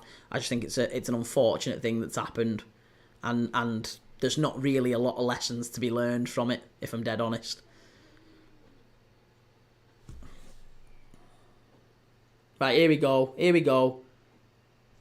There you go. No penalty. Oh my god. Oh my god. Chris Kavanagh rules it out. No penalty. Rat. Sam Holloway, you should get a wall of champions. A wall of champions for the relative league up for each new season. That's not a bad idea, is it? Yeah, I don't mind that. Maybe a wall of champions. But Christ, I'd have to change. I'd have to get new shirts every season. Was it a pen, says Freddie? Honestly, I thought it was a pen, yeah. I think Tyreek George gets the... So Onana comes out. Tyreek George and Onana are running like that. They're both closing in on the ball. Tyreek George gets the ball first, right? He touches the ball first. He knocks it away from Onana. Onana does get a slight touch on the ball as he knocks it away, but Onana then clatters into Tyreek George. For me, that's a penalty. But hey, I can see why the referee hasn't given it. It's one of them, 50-50. Rob McLean, remember the days you would kick a ball at the wall for hours on end? Of course I do, Rob. Outside your gaff. I was on end. I was a lot lighter then as well. Looked to dive to me, says Sam. Almost as bad as Jota's dives. Reese, Kieran, that is not a penalty. So close though. Eddie's, how many shirts do you have in total? Couldn't tell you, mate. Maybe 100. There or thereabouts. My missus kicks off and says we need to get rid of some.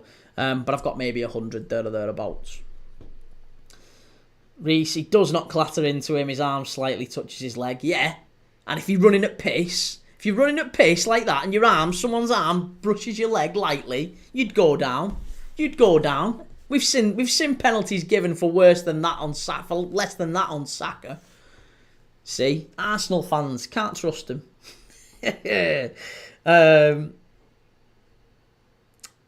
China is more tempting, but I don't agree with buying fake anything. But £50 to £85 is too much, mate. £85 to a lot of people is a day's work. You're asking you to spend that on a shirt. It's incredible. You just can't justify it as a working class person. It's unbelievable. With a economic crisis and all that, and they're asking you to spend a day's wages on football shirts. You've got to be having a laugh. Kean Chambers should do your closest National League team now and then some best football experiences I've had. Well, I mean, to be honest, closest National League... Who would be the closest National League team to me? I don't know, actually. I don't know who would be the closest National League team. Let's have a look.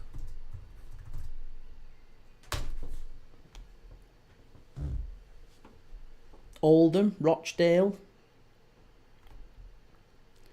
No, surely not. Not Oldham, not Rochdale. Altrincham, maybe Altrincham. Yeah, probably Altrincham. I've been to Moss Lane at Altrincham a few times. It's not a bad club.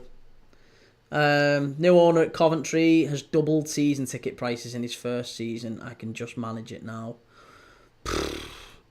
Callum, Kieran, mate, I told you this would be a stinker. Oh yeah, it's been a stinker, all right. We've not had saying that though. We've had a goal ruled out and we've had a penalty turned down now. Here's Dorgu. Robert Sanchez comes out and claims it, nice and easy. Kean Chambers, not seeing it at work, but if he touched the ball, sounds like a great save. Daniel, it's not clear and obvious. Actually, I think it's the right decision.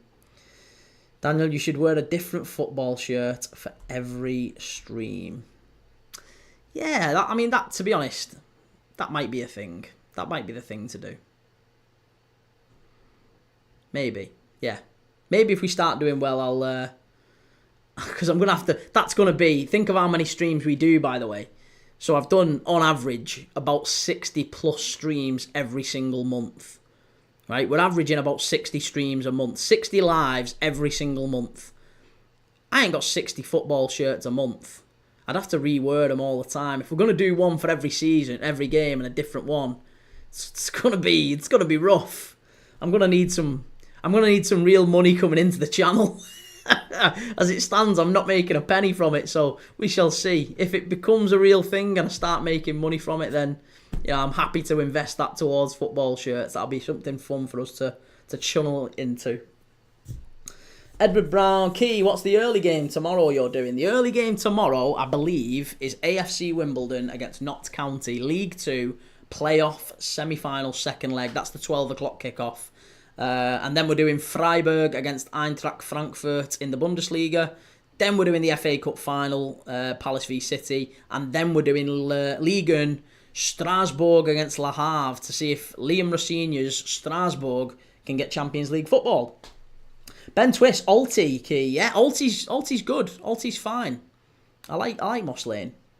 Daniel, I watched Chelsea and I think they should be down there with United and Tottenham in the league. They don't seem to be. They do fool you a little bit, Chelsea, don't they? Like you watch them and think, how are you like 4th or 5th in the league? Oh, and Amad Diallo's gone down in the box and he's going to give a dive here. He's gone down there and the ref is going to give him a yellow card for diving and he's got up and walked away because he knows it was a dive. Amad Diallo hasn't even complained there. It's an absolute outright dive and he wants to be ashamed of himself. Absolute dive there from Amad Diallo. Shocking. Ethan, Southampton till I die. How you doing, mate? Edwards, up lad. Hang on a second. Something's just gone here. Callum, is it not FV Southampton? No, FV Southampton is Sunday. FV Southampton is Sunday. Walsall are 1-0 up. Yeah, Walsall are through. Walsall are through to the playoff final. They'll probably win it, to be honest. Daniel, if you have 60 shirts that fit, that's one every day for 2 months. That's if there's a game every day. I know, but there's always at least 2 games on the same day. We're averaging like 60 games a month. Although most of that is 4 on a Saturday, 4 on a Sunday. How long before Amorim gets the sack? Christmas.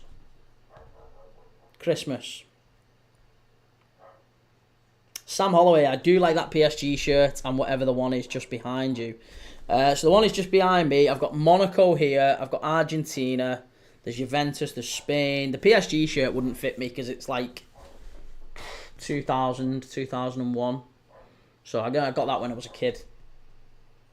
Kieran, you tell me off for being a delusional Arsenal fan, but come on, lad, enjoy the hate watch. Sam Holloway, that Wall of Champions is a must, as well as the blind football watch along. Okay, listen, I like the suggestions. They're all good. Keep them coming. We'll do them. We will do some of them, I promise you. Ekatike is still firing on all cylinders, I'm sure, for Frankfurt. Yeah, well, we'll like I say, we'll see. Freiburg against Eintracht Frankfurt. Freiburg could make Champions League football themselves in that one. FM No Casuals, Martinez in tears.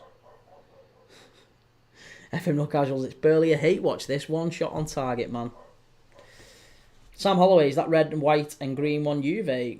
Wow, also think I've just bought that same Malaga shirt as well. Yeah, so that one is Juve. Oh, it's a goal! We've missed a goal because I was checking the chat. It's Cucurella. It's 1-0 Chelsea. Get in there. It's 1-0 Chelsea. Get in. Let's get the scoreboard animation on. There you go. 1-0 Chelsea. Get in. Yes. Chelsea. That's what we wanted. That is what we wanted. Absolutely. Just as you said that as well. Cucurella. And I said he was having a good game. Mark Cucurella. Let's watch it back. Tyreek George with the switch over to the far side to Reece James. Oh no, it was to Neto. Neto lays it off. That is Reece James. Good little turn. Reece James stands it up. And Mark Cucurella, gets into the area. Do you know what? Reece James, fair play. That's an unbelievable cross and an unbelievable header. That is very, very good football. Excellent football from Chelsea. 1-0. Fully deserved. Garnacho got sent to the shops. He got sent to the chippy. Unbelievable, that. Brilliant play by Reece James. Yeah, no, that one's an Argentina shirt, but the Malaga shirt, is that a Malaga shirt? Yeah, that's the Malaga shirt behind me. The Malaga shirt's good. TJ, you as a Liverpool fan, with all the shirts you have, do you have a Man United shirt? No, but there is a picture of me wearing a Man United shirt when I was 4 years old.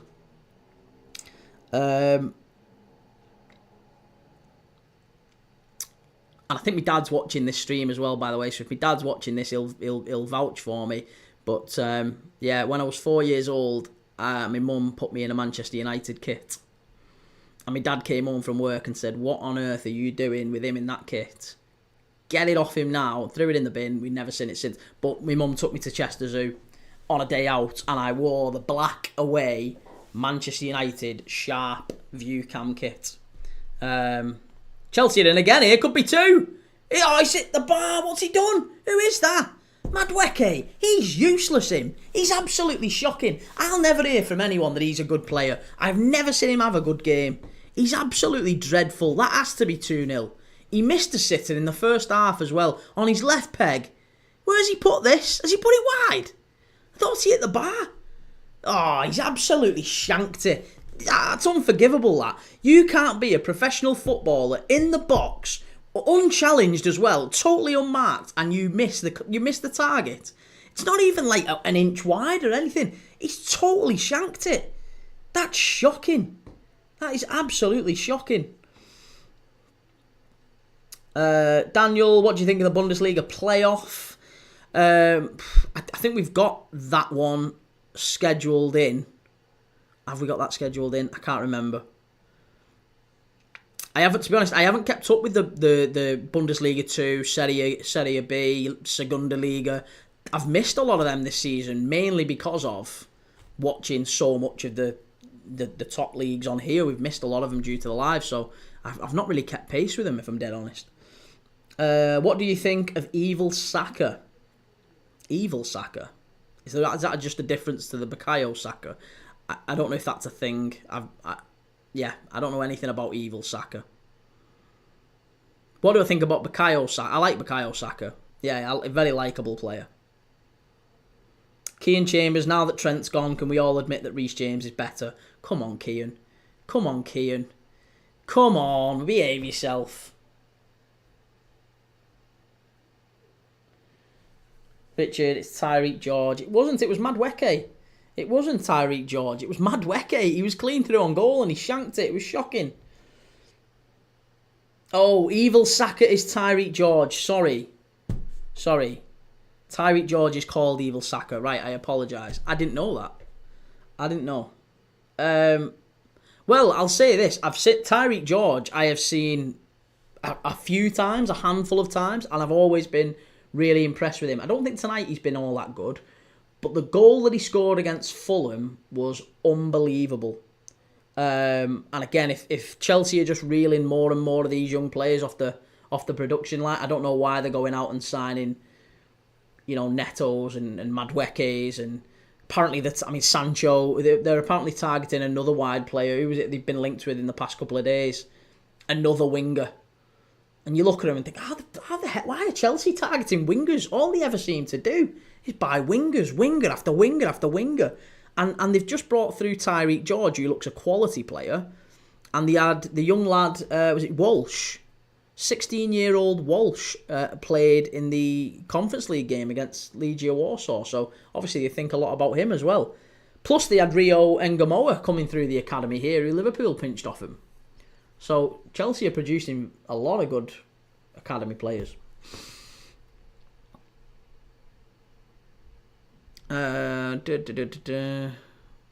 Callum, you should buy a mystery box of classic football shirts. It's like a pre-match retro jacket and some cards with it. Yeah, I've seen them. I have seen them.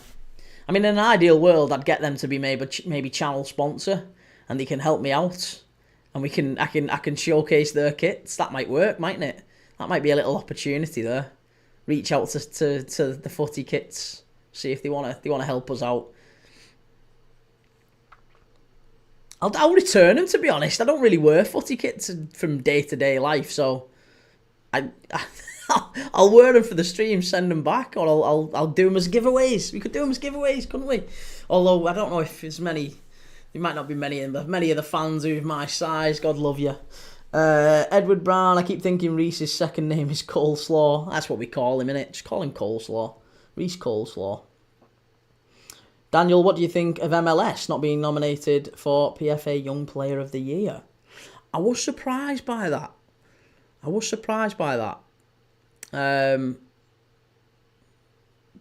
I don't know if he's... I think he's had a better season than Cole Palmer. So I was surprised that he didn't get in over Cole Palmer. I think he's had a better season than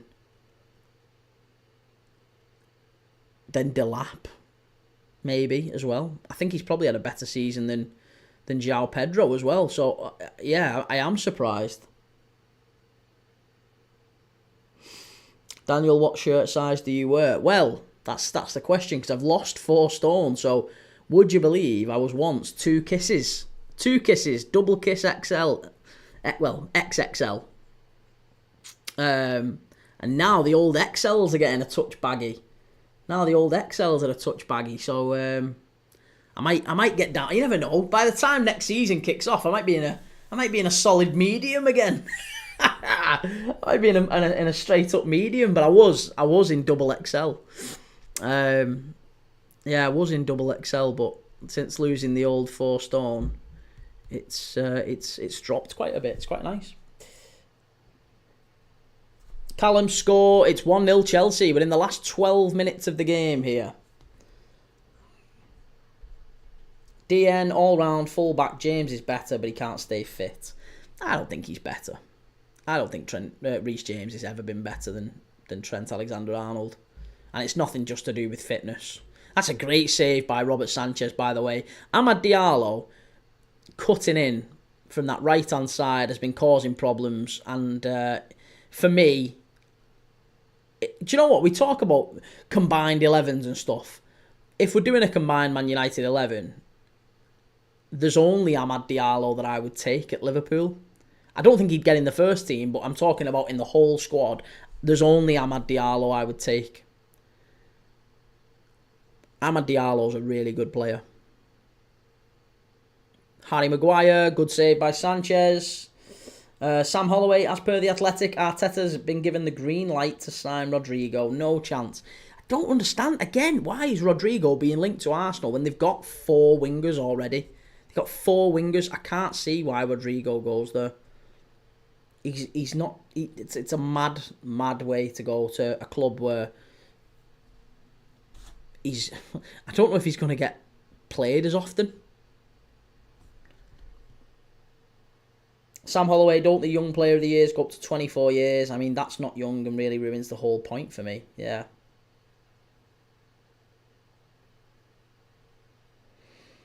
Caleb, this game really doesn't matter to United. Well, you say that, but he started probably the strongest team that he's had. Or the strongest team that he could have started. He started, hasn't he? He's put probably 9 of these starting 11 all start in the Europa League final. As a bare minimum, maybe the full 11. Maybe this is the Europa League final lineup in 5 days' time. Here's Lavia coming on for Chelsea now.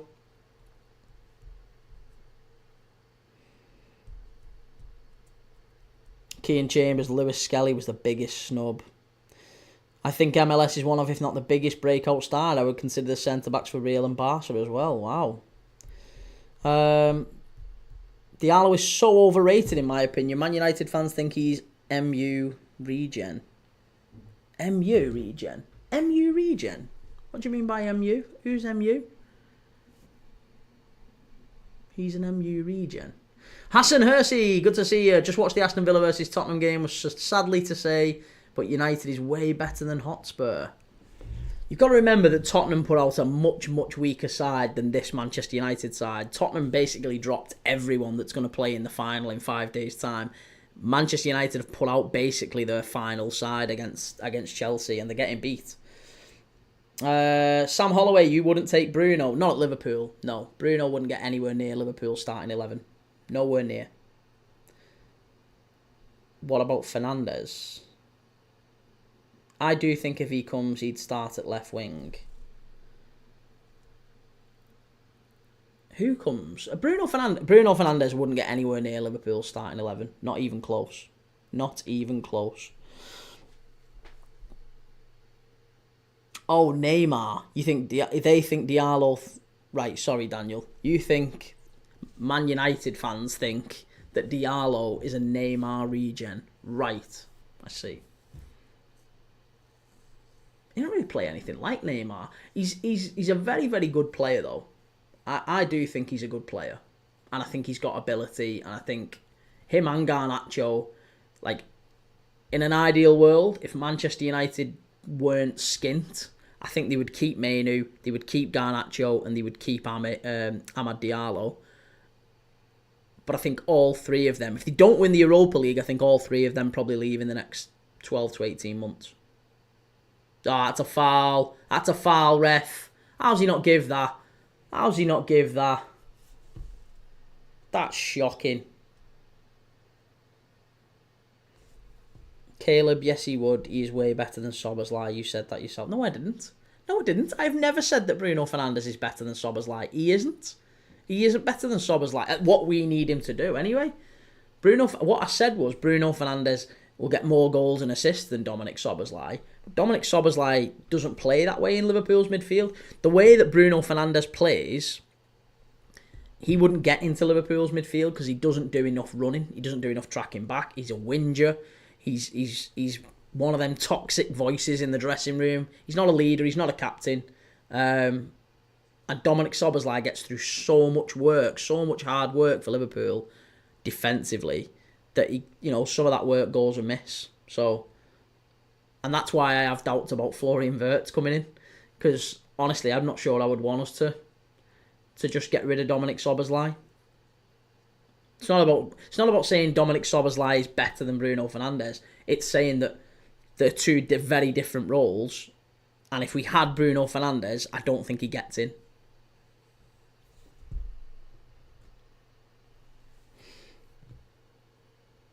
Kean Chambers, come on, Bruno clears Szoboszlai. Crazy statements. It's not crazy. Why is it a crazy statement?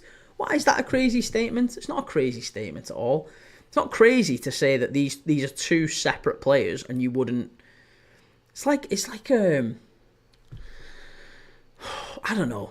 I'm trying to think of a relative comparison in midfield.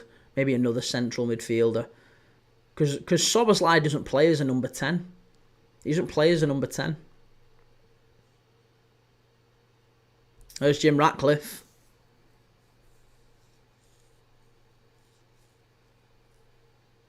I'll tell you what, Amorim has aged, man.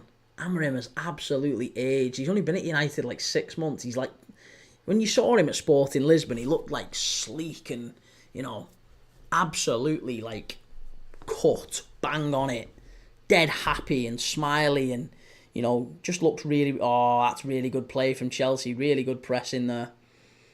And now he just looks miserable, doesn't he? He looks beat. Looks absolutely beat. Right, here's Neto on the right-hand side.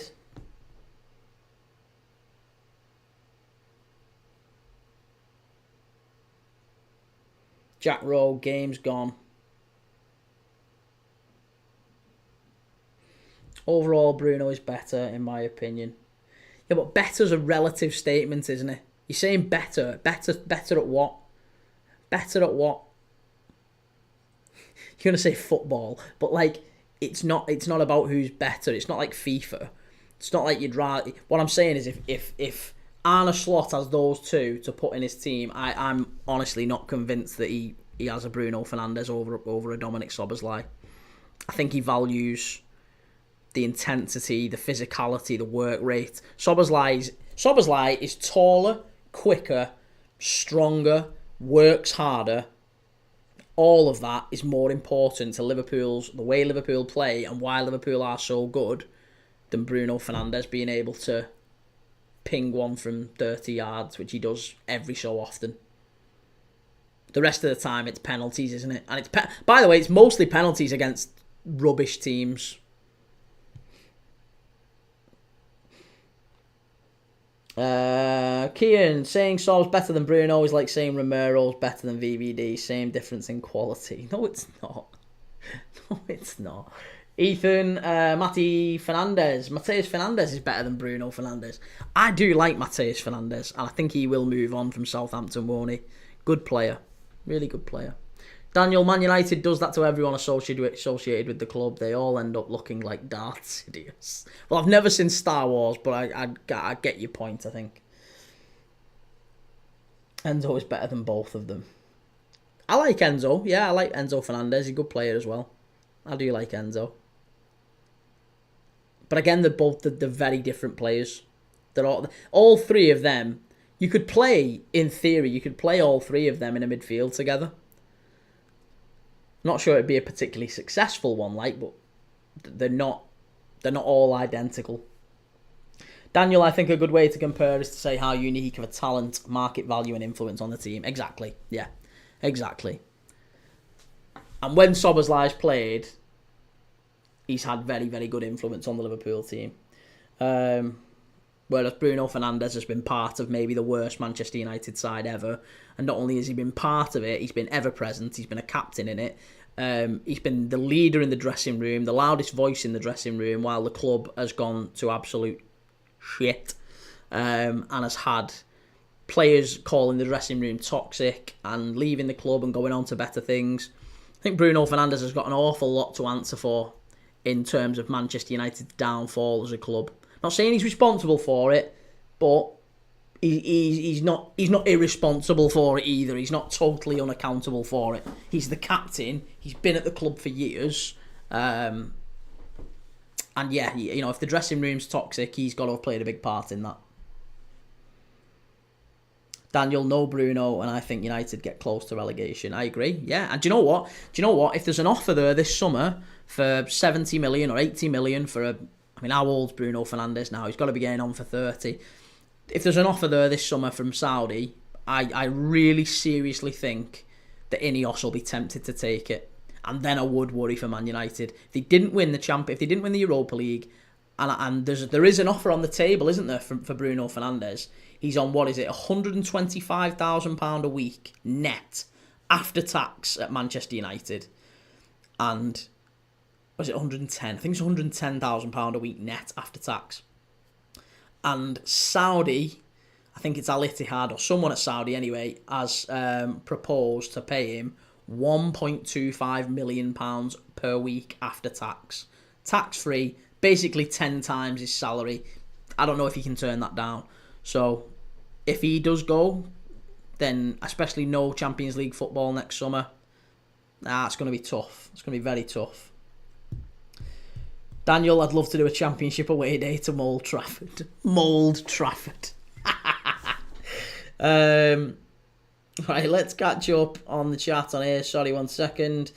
Sam Holloway, don't know if you've seen it, but Wanyeri has taken 22. Quite a strange choice, I thought. Really? I'm kind of intrigued to see what happens with Wanyeri next season. Really intrigued to see what happens with him. Because, again, if I was Ethan Wanyeri and Mikel Arteta doesn't bring me on at the Parc des Princes with 25, 30 minutes to go, whatever it was, Arsenal need 2 goals and he brings on Ben White. After the season that Wanyeri has had, Arsenal needed goals and he brought on Ben White. I'd be raging if I was Ethan Wanyeri. And I'd be saying to my agent, seriously, I'd be saying to him, listen, for as long as Mikel Arteta is here, I don't think I've got a chance at this club. He either doesn't rate me or he doesn't like me. You need to get me away from this club. So I'd be looking at it and going, I need a loan or I need a permanent move away this summer. Because Ethan Wanyeri couldn't have done more this season. He was 17 years old and only Michael Owen and Wayne Rooney have scored more goals in the Premier League under 18 years of age than Ethan Wanyeri, which is very, very esteemed company for him to be in, isn't it? The 2 original wonder kids, Michael Owen, Wayne Rooney, both of those went on to have astonishing careers. Ethan Wanyeri had a comparable start to life as a Premier League player under 18. And for Mikel Arteta not even to call on him from the bench in Arsenal's biggest game of the season, I think that's borderline unforgivable to me. Borderline unforgivable. Caleb, okay, then in a World Cup final, you would choose Bruno in there. No, that's polar opposite. If I had to choose anyone in a World Cup final, I would choose a player that I know would work hard, that is gonna track back, that is gonna do the work. If you're asking me, maybe I need a goal in a World Cup final. If I need a goal in a World Cup final and I've only got one substitution I can bring on, Bruno or Szoboszlai, then it would be Bruno. If I need a goal, then it would be Bruno. I'll give you that. I will give you that, absolutely. This could be a red card here. This could be a red card here. This could be a red card here for Aiden Heaven. It is. Is he off? Is he off? What's he doing? What's going on? Aiden Heaven knocks the ball past him. Is it a yellow? Is it a red? Oh, that's naughty. That should be a red card, that. That's a red. Oh, you can't do that. You can't do that. I get a VAR on that one. Get him off. It's a red card, that. Sam Holloway, what do you honestly make of Zubimendi? He's widely talked about, but I've not seen anything. Zubimendi is a very good player. Zubimendi is a very, very good player. He has, I believe, the stat that I saw the other day that I thought was poignant enough about him, is that he's got more ball recoveries than any other midfielder in La Liga since 2022. So over the last 3 years, he's been the best at winning the ball back in La Liga. He's a very intelligent midfielder, very good on the ball, works hard off it. I think physically, whether he can adapt to the Premier League, that's another question. Him and Marino worked really well in the Sociedad midfield. And, yeah, I don't know. I think Sociedad had a really bad season this season. They're probably going to finish 14th. They've averaged 4th, 5th, sometimes 6th over the last 5-6 years. They've had great times at Sociedad. They're going to finish 14th this year. This is the Man United or Spurs season. So Zubamendi has been forced to leave because he now knows he can't stay at Sociedad if he even wants to have a proper European football, a chance to win things and that sort of thing. He's thought about leaving the last couple of years. City came in for him, he said no. Liverpool came in for him, he said no. Now there's only Arsenal left because City are focusing on Reinders, plus they've also got Nico Gonzalez now, they bought him. For Liverpool, we got Ryan Gravenberch and he's become one of the best CDMs around, so we don't need him anymore. If Arsenal's main two signings this summer are Zubamendi and Gyökeres, as a Liverpool fan, I am underwhelmed. I'm not particularly concerned. I don't feel like those two are sufficient enough to bridge the gap. If those two were maybe, if they got Zubamendi, they sold Thomas Partey and Jorginho, they got Zubamendi and maybe someone else in there, maybe a Baleba, for example, right? Maybe a Baleba, and then they also got an Isak. Or even a Sesko, actually. Sesko's a good player. Those sorts of players would make me wince, and I'd be a little bit worried next season. Zubamendi and Gyökeres, maybe not so much, if I'm dead honest with you.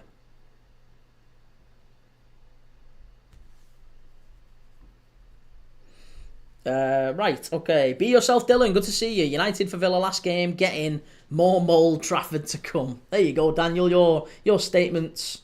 Your statement's catching on there. Sam Holloway, I found that Arteta doesn't like having both Wanyeri and MLS on the pitch at the same time. Under the floodlights, if you need a goal, unretire Drogba. Soph, Man United are so shit at the moment, I don't even know why I support him. Listen, Soph, stick with your club. You've got to stick with your club. I'm sure you will do.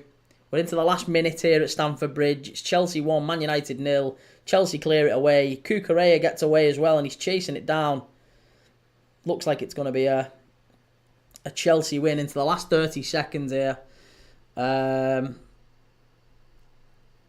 Soph thinks that Spurs will win the Europa League now. Liverpool for life, I would take Sobos, RB Leipzig free kicks over Bruno's. Under the floodlights, Gyökeres' agent has said he's not leaving for the Prem this season 100%. Surely that's not true. Sam Holloway, so you think Sesko is better than Gyökeres? I think that Sesko has a higher ceiling than Gyökeres, yes. I think Sesko has a higher ceiling. Right now, Gyökeres maybe. The question marks, just for me, persist with Gyökeres over the fact of whether he can adapt. I think the Premier League is a lot worse than people give it credit for.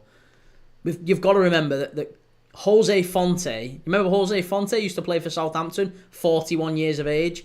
He's playing regularly for Casapia. What is going on? What is going on? Oh, there you go. Whoa, that was a good rugby tackle there. There's a Chelsea fan who just ran on the pitch. I was a United fan. He was a United fan. Someone just ran on the pitch and the stewards have just massively rugby tackled him. Huge rugby tackle there. Don't know what's going on here. Cucurella is raging at someone. I don't know if he's raging at the ref, at the stewards. What's going on?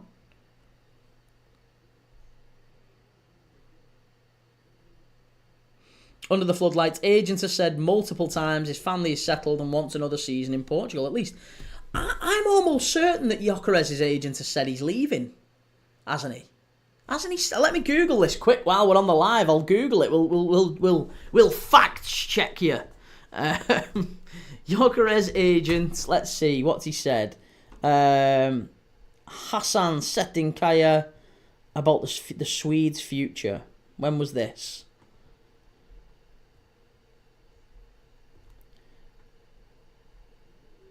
When was that? What month was that in? 10th of April 2024. That's a long while ago. Right, it's full time. It's Chelsea 1, Manchester United 0. Big win for Chelsea, that.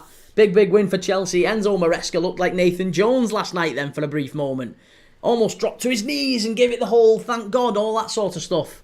I don't know, mate. I think Gyökeres is I think Gyökeres is going somewhere. I really do think that he'll leave. Sam Holloway, I'm sure it was last season the agent was saying he wants another season in Lisbon. Yeah, that's my understanding as well. I couldn't find anything then when I Googled it, admittedly. Kean Chambers, so your point of Szoboszlai being a better 10 than Bruno is that he's better at being a 6. No. I'm just saying, I think it's not about a number 10, number 6, and number 8. I'm not talking about that. I'm talking about as a team. As a midfield 3, I would rather Szoboszlai in there than Fernandes. That's what I'm saying.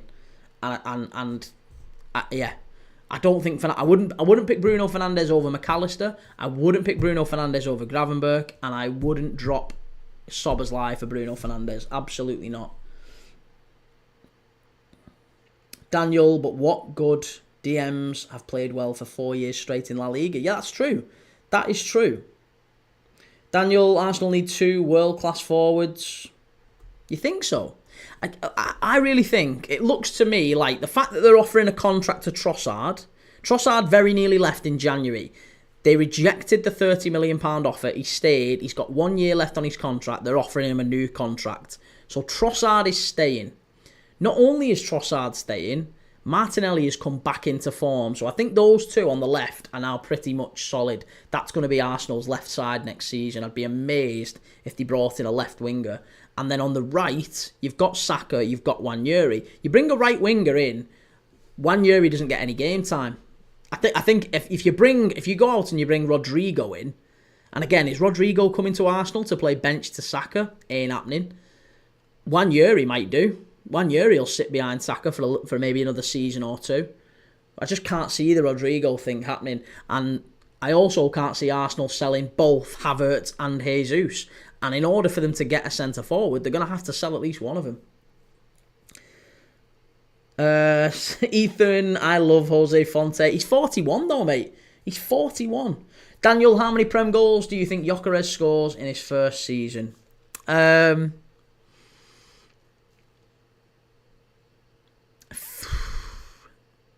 Between 15 and 20. If Gyökeres is playing for an Arsenal... If Gyökeres plays for Arsenal next season, I think he gets 15 to 20. Yeah. I don't think he has an astonishing season, but I think he has an okay to a good season.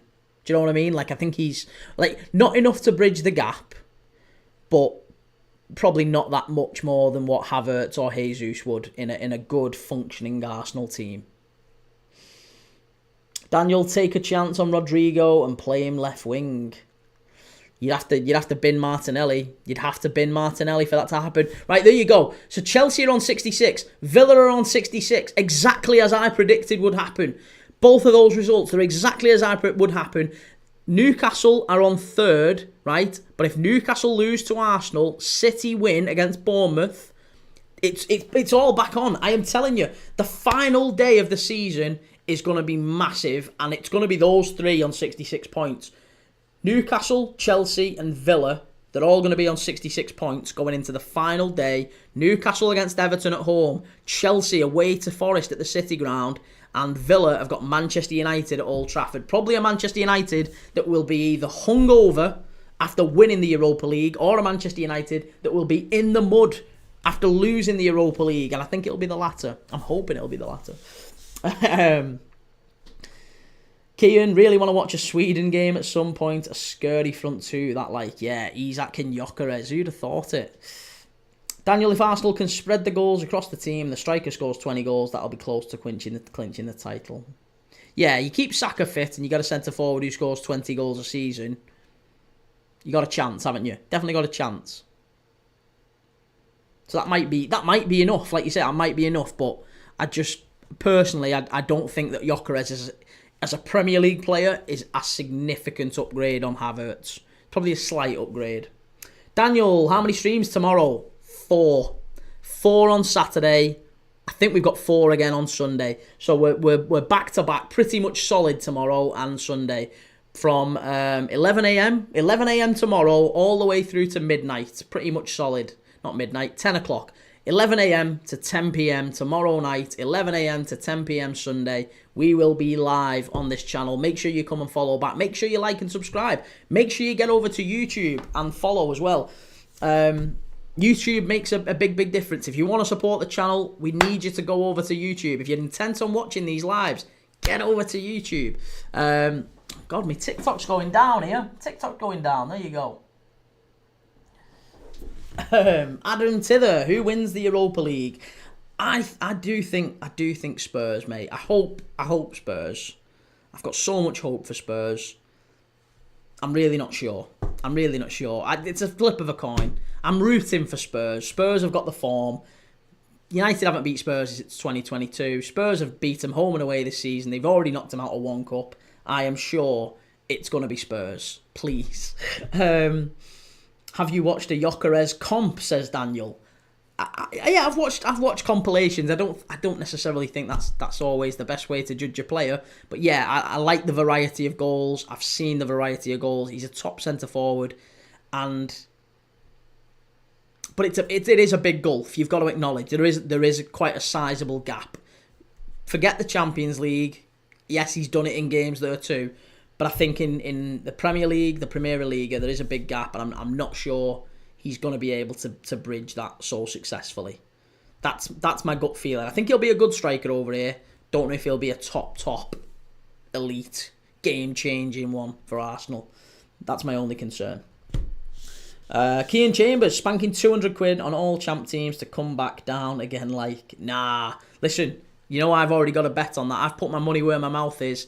The Championship teams, at least one of them is going to stay up in the Premier League. I'm promising you. I'm absolutely certain of that. Daniel, what games are you doing tomorrow? We're starting with AFC Wimbledon versus Notts County. League 2 playoff semi-final, to see who meets Walsall in the final. So we're starting with that. Then we're going to do, straight after that, Freiburg against Eintracht Frankfurt in the Bundesliga. Final game of the Bundesliga season. 3rd against 4th in that one. Then we have... Who've we got? The FA Cup final. The FA Cup final. Crystal Palace against Manchester City. That one's going to be a huge one as well. That'll straight after that. And then the late game, we're going to do Strasbourg against Le Havre. Strasbourg have a chance of potentially getting Champions League football, as do Freiburg in the 2 o'clock. So, yeah, we're going to be live for all of them tomorrow. If you want to come and watch us, stick around. Get over to YouTube, subscribe, hit the notification bell, all that good stuff. Makes a big difference. Philip Smith, COYB. COYB, as in come on you Blues. Are you a Chelsea fan, Philip?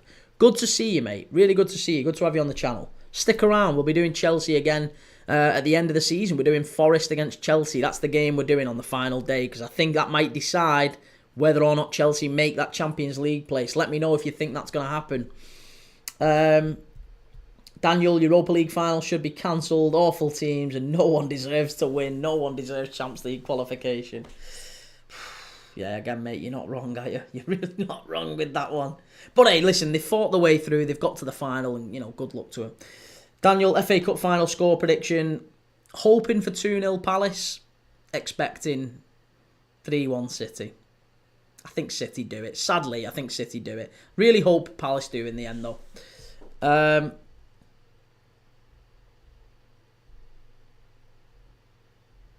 Right, 1 second. Hang on. Let me catch up.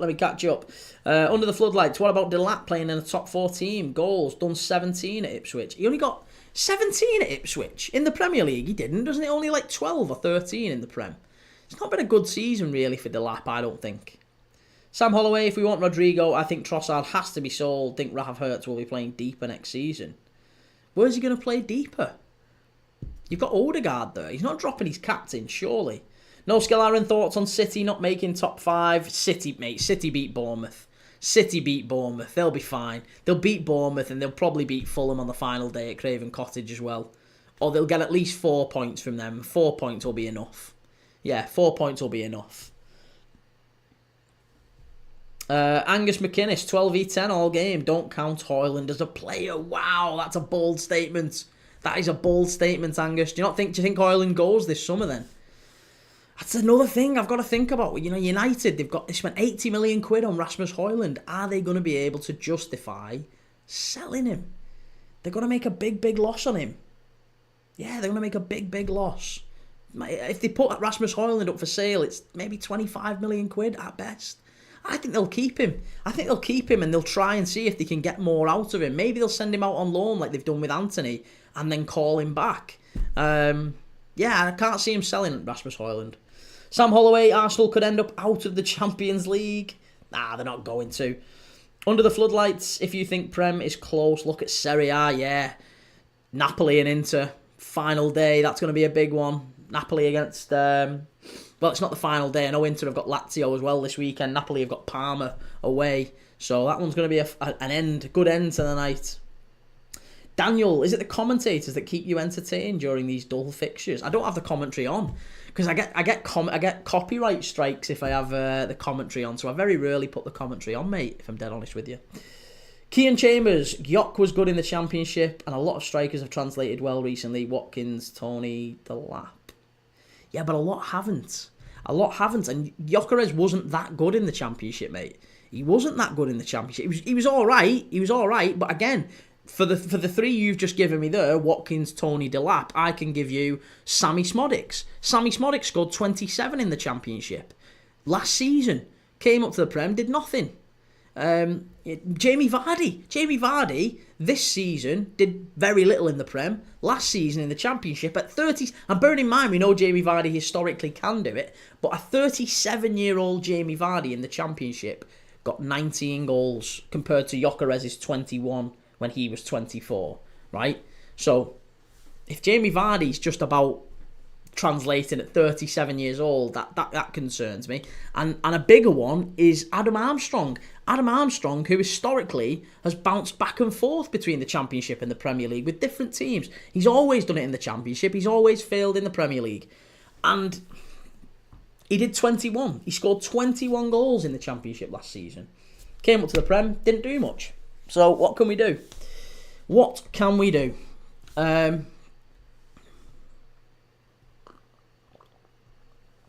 Daniel Roy Keane looks happy. Oh, God. Gyökeres was amazing in the Championship for Coventry, the only world-class player to play in that division. Rafinha was once there, wasn't he? Kean Chambers, mate, Gyök was unreal in the Champ. I'm just saying goal return. That's the terms in which we've just spoken about in what do we think he can do in the Prem. His goal return in the Championship was exceedingly average. It was.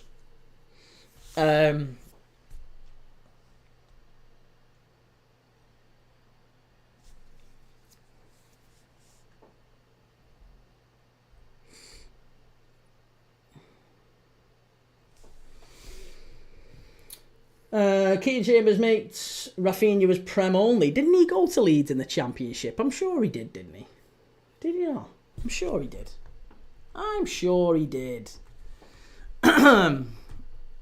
Rafinha. Come on, let's get this right.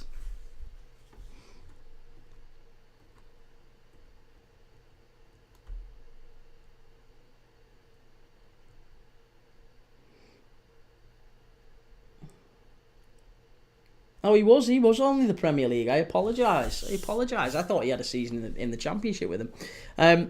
Right. Well, anyway, listen. We've seen Spurs get beat at Villa Park as we all expected. It finished 2-0, and we've seen Chelsea beat Manchester United 1-0 at Stamford Bridge. Really big goal. Really good goal from Mark Cucurella. Reece James getting it right at the very end with that great cross into the box.